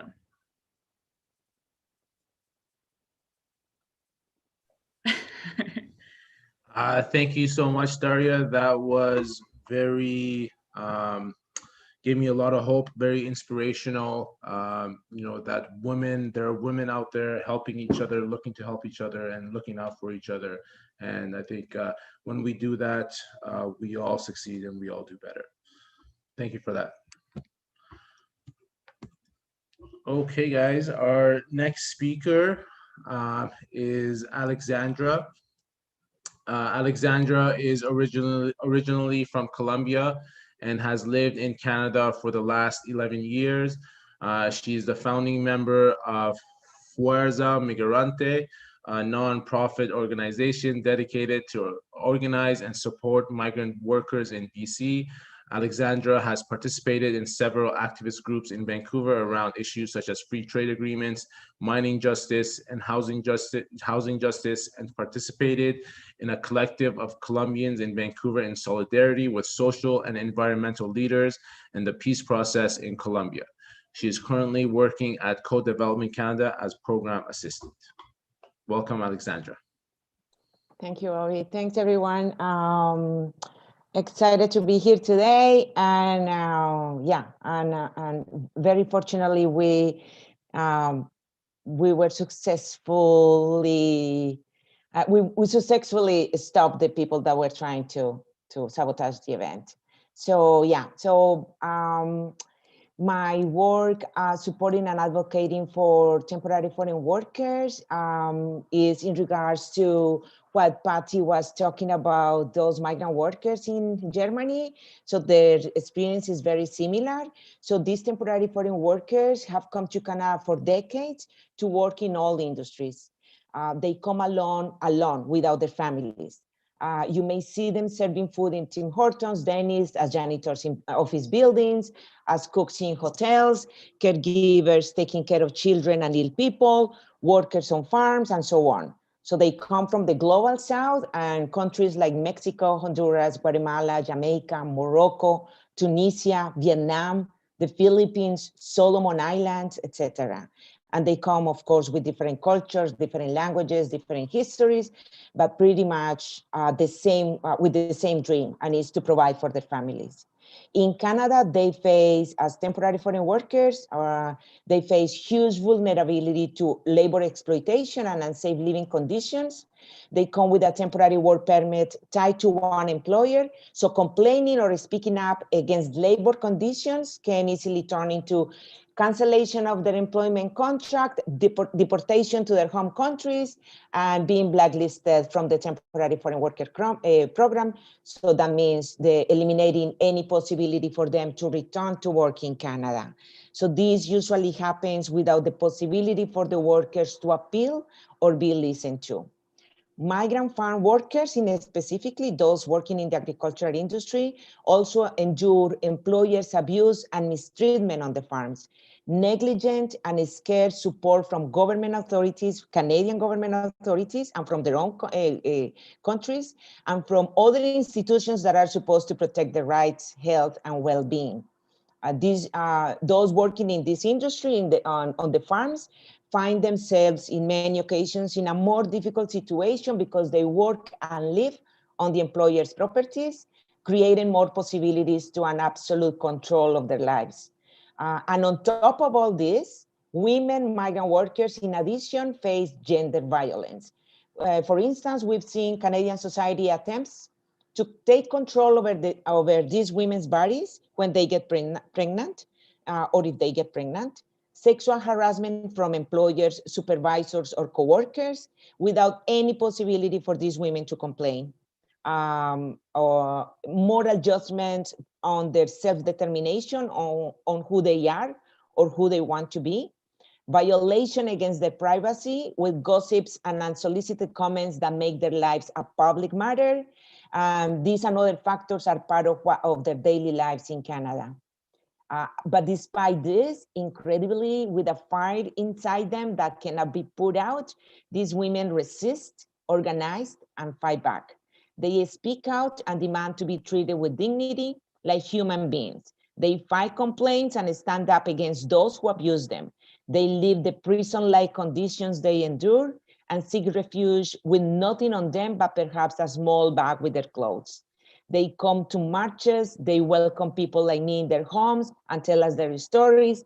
They join and form their own organizations to protect and support each other. And sometimes they tell their employers to go to hell. Today, I remember all the women workers I have met, their families, the moments that we spent together, and those who have fought back. There is so much that is wrong in this country and needs to be fixed. We still need to explore more how to better include a feminist perspective to our work with migrant workers. But I take inspiration in the warmth, joy, and gratitude that these women have shown to us when we stand together with them. So fuck all the systems of oppression, fuck the patriarchy and misogyny, and for all the anti-racist and anti-trans homophobe, anti-colonial and anti-capitalist, non-cis women out there fighting for their dignity. Thank you.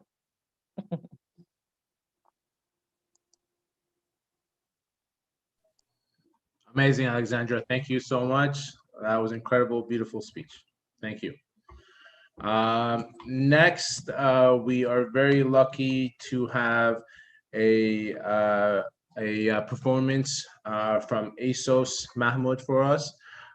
He has, ASOS is a poet, a writer, a musician, humanitarian, an activist who was born in Iraq, Kurdistan. He has been publishing poetries and articles since 2008 and was a leading music groups and humanitarian organization since 2009. ASOS has worked with local and international organizations such as UNAMI, Internews Europe, UNHCR, UNESCO, and United Nations volunteers. After ISIS war, he focused on helping refugees in Iraq and Syria and made an international networking to provide food, clothing, and shelter for refugees. Also was part of a project, was the project manager of Back to School campaign for refugee children to continue their education in the camps and in their temporary home. Welcome, ASOS.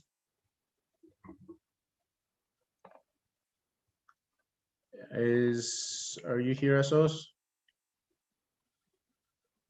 I just saw him. He's here, but but he's not talking for some reason. Okay, then I guess we will move on to the next speaker and wait for ASOS to be ready. So our next speaker is Eli. She is a student and women's rights activist. Is she here? I don't see her. Oh, there she is. Yeah. Eli. Hi everyone. Happy International Women's Day. I'm just gonna start now. So, culture and traditional beliefs in most religions countries are the most important factors in discrimination and inequality between men and women. In religion countries, especially in countries such as Iran, this inequality is very common. In today's Iranian society, cultural inequalities and discrimination have been imposed on women in the name of formal social and religious laws. Islamic laws have been stamped with legal approval. These unfair cultural laws are mostly rooted in the laws such as legalizing children marriage, the right to divorce, the right to custody of a child, freedom of dress, ban on women entering a sports stadium, women inheriting less than men, polygamy among men, and restrictions individual freedoms. Also, in some cases, freedom of education and work. There are clear factors for inequality and discrimination between men and women. In the religious and patriarchal society that delegates power to men. The Islamic government has established the promotion of injustice and the recognition of laws as a right but unjust framework for the control of society. For a healthy and non-violent life on this great day, we declare our connection with all women's movements in the world, especially the free women of Iran, who have been fighting for more than 40 years for freedom and equal rights. Iranian women have been in prisons. They have endured physically and psychologically, and they have been tortured, and some of them have been executed. They never give up, and they said no to anti-human laws that have been imposed on them in the name of law. In the hope of victory for the freedom-loving women of Iran and the world. Thank you everyone for your time.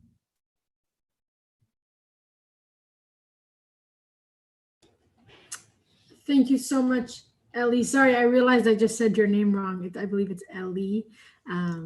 So I apologize for that. Beautiful speech, and thank you so much for that. Next, I would like to introduce, whoa, it's a lot of hail here all of a sudden. Next, I'd like to introduce Rajveer. So Rajveer is from Punjab, India, and she will talk about women's rights in her community. Hello, everyone. I think you can hear me. Yeah. Okay, so my name is Rajvi Kaur and I'm from Punjab, India. And today, first of all, happy International Women's Day to everyone. And today I want to raise the concern about the women in back in my country, specifically about the widows and how the society is shaping their lives. As we see that as you can see, like India is like male dominant country is one of them, and still there are nothing like really done for the women's, I believe, because there are many small towns in the state there from where I'm from, and there is a lack of education, and like there are still no proper opportunity and proper system for the all the, you can say, women's and children's to study and to pursue their passion. And I can give the example of my own aunt. She's widow and she's facing a lot of complications from the society, and there is also so many complications for those women that have husband and they have source of money to pursue to support their living and to support their life and to support their children's life. But if we talk about widows, they don't have the source of money and they have to face those complications. They have to work in the farms, they have to so their children have to stop studies and they have to work in the factories and or like the labor jobs. So those complications that those people facing is, I think, I believe those women, they are suppressing their passion and also their voice. The society is suppressing them, and there's no proper system. And so today I want to use this platform to raise the concern about those women back in my country, specifically the Punjab region, because that's where I'm from and I want to speak for my people. It's not because I'm being biased, it's just like I want to stand out for those that I belong. And yeah, that's all today from me. I just and also I want to thank to Mr. and Mrs. Sigarchi for giving me this opportunities to speak up. And this is like my very first time speaking about women's or like any kind of like a movement or the protest I want to do or I want to implement in future. And also there is I want to mention this, there's protest going on in India for the farm bill, and government, it's been 100 days. I think, I suppose it's 101 today, including today, and government they didn't have any action taken for those for farmers, and they are sitting on the roads, and it's been 100 days and more than 100 days now. And I want all the world to pay attention to that too, because there are lots of people, there's more than 1 million people sitting on the road and then protesting for their land to save their livelihood and to save their future of their children. And that's all from me, and happy Women's Day to all. Thank you.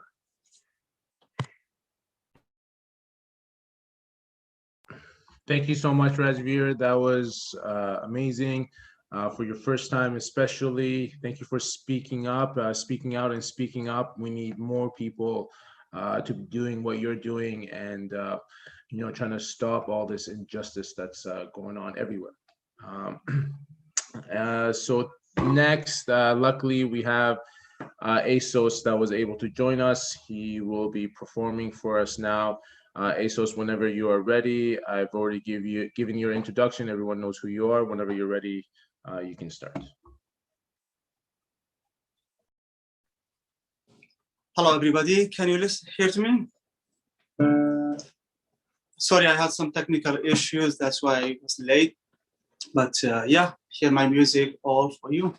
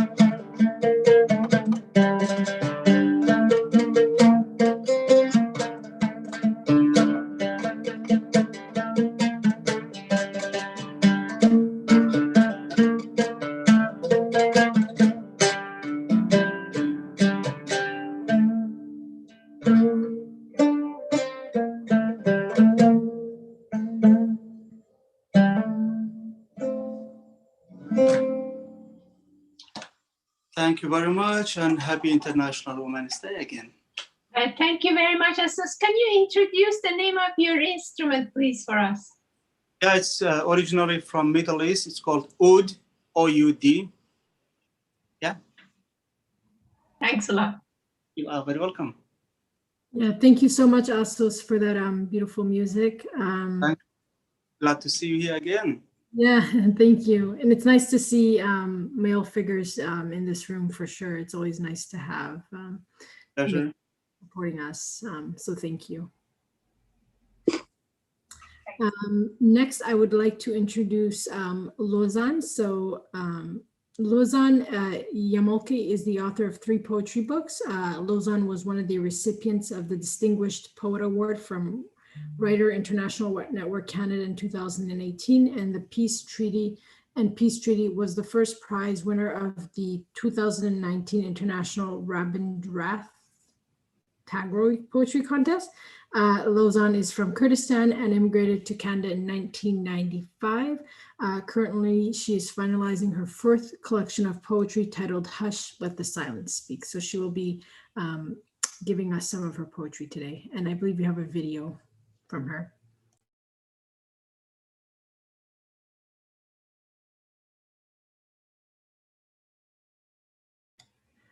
Masood, we can't hear it.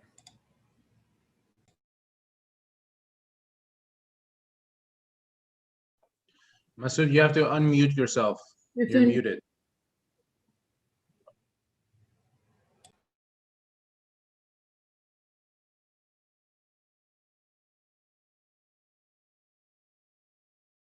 This is the ancestral land of the Coast Salish people, and I am very thankful to be on this sacred, beautiful. We can't hear you, Masood. The volume is too low. Tanzania Monkey, and I am Kurdish. Was born and raised in Baghdad. I came to Canada in 1995. Sorry for what the it's all the way on the end 100%, but I don't know that. Masood, maybe I can try playing it from my computer. Sure. Okay. If you have it there. Thank you. I think this is the last one, right? Yes. So we're just going to hear Lozan's poem, and we should be ready to. Maybe I can try. Okay.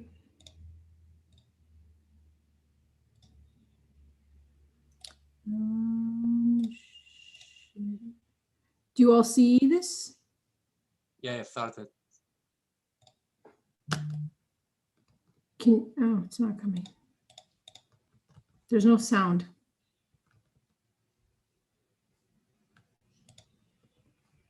I'm guessing you don't hear it? The sound on the video is off, it looks like, on the right side, maybe. Yeah, I'm not sure what's happening.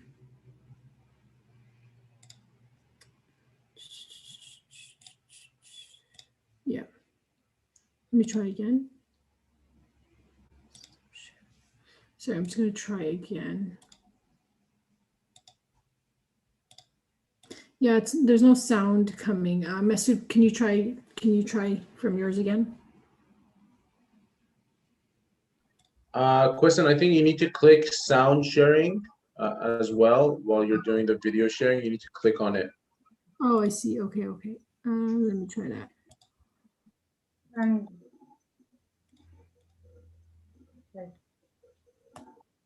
No, nothing.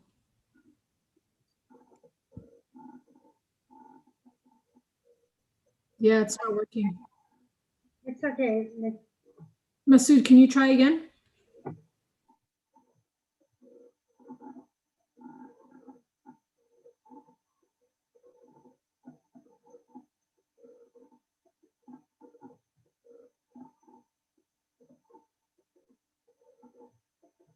It's not like, I think if you can put the link in the chat, people can see it on the web, on the YouTube too. She put it on the YouTube today.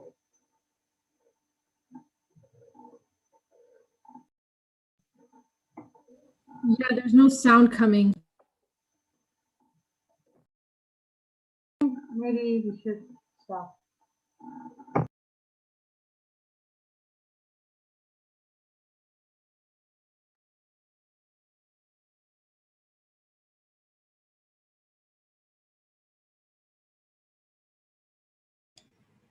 Yeah, so what we can do is, so Lozan actually recorded that video for us this morning. So we can do is you can put that video in the chat and it's on YouTube and everybody can feel free to view it on their own time. Yeah, sorry about that. Okay. And so that concludes our event for today. And I just want to personally thank each and every single person who came today and was a listener. Thank you so much, and it's very inspiring for me as a young person. It's very inspiring to see and hear all the great things that you're all doing, and it's nice. And I definitely look up to you all as amazing role models. So thank you for being here and being so resilient and continuing to fight on behalf of women all over the world. So thank you. And I would just like to open it up if anybody would like anything to say. I see a few people who have raised their hands. Definitely the floor is yours. Abbas, would you like to speak? We have another music, break the chain. If you would like, we can. We can do that later, yeah. Okay. I just want to open up the floor to anybody who wants to say anything. Okay. I just have a question. How those people, the intruder, can go to the room? How? So what had happened was, I guess, when we shared I guess people were sharing the link to the WhatsApp, or sorry, not the WhatsApp, to the Zoom. And what happened was we were under the impression that it was just normal people, normal listeners. But then when they entered the room, we realized they were spammers. And so we kicked them all out. Okay. Okay. We did not know that we were spammers. They were spammers. We just thought they were going to be listeners. Okay. Hi, everyone. Thank you very much for this wonderful program. I was told that someone under my name was rude to Homa Arjamand. She is a wonderful buddy of mine, a good friend. I'm proud of her friendship. We have worked on Sharia law, against Sharia law in Canada, and we both are secular humanists. It wasn't me. Somebody used my name to attack her. She's wonderful, and thank you very much, Homa, to be here. Take care. Wish you all the best. Thank you. Rowan, I think you also had your hand up. No, I don't raise my hand. Okay. Yes, Homa, you'd like to speak?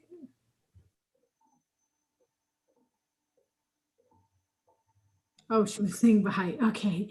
Would anybody like anything to say? The floor is definitely yours. And if not, I raised my hand. Oh, sorry. Yes, go ahead. I just want to briefly make a point. It's only we know there is a discrimination against women around the world, but this is not only the point. Comparing Europe and North America to Africa or Middle East, there is lots of opportunities for women here, but we are not talking about this point only. The point is about living in 21st centuries. What makes important is the labor. Equality for the labor. Women as a human being has to work in this society to feed themselves, the family, especially for the single moms and the kids and the education. Who determines the labor? The capitalists. It's not about the hijab. Hijab is very important, okay, because under the hijab, under the Taliban in Afghanistan, they dismissed women, the teachers,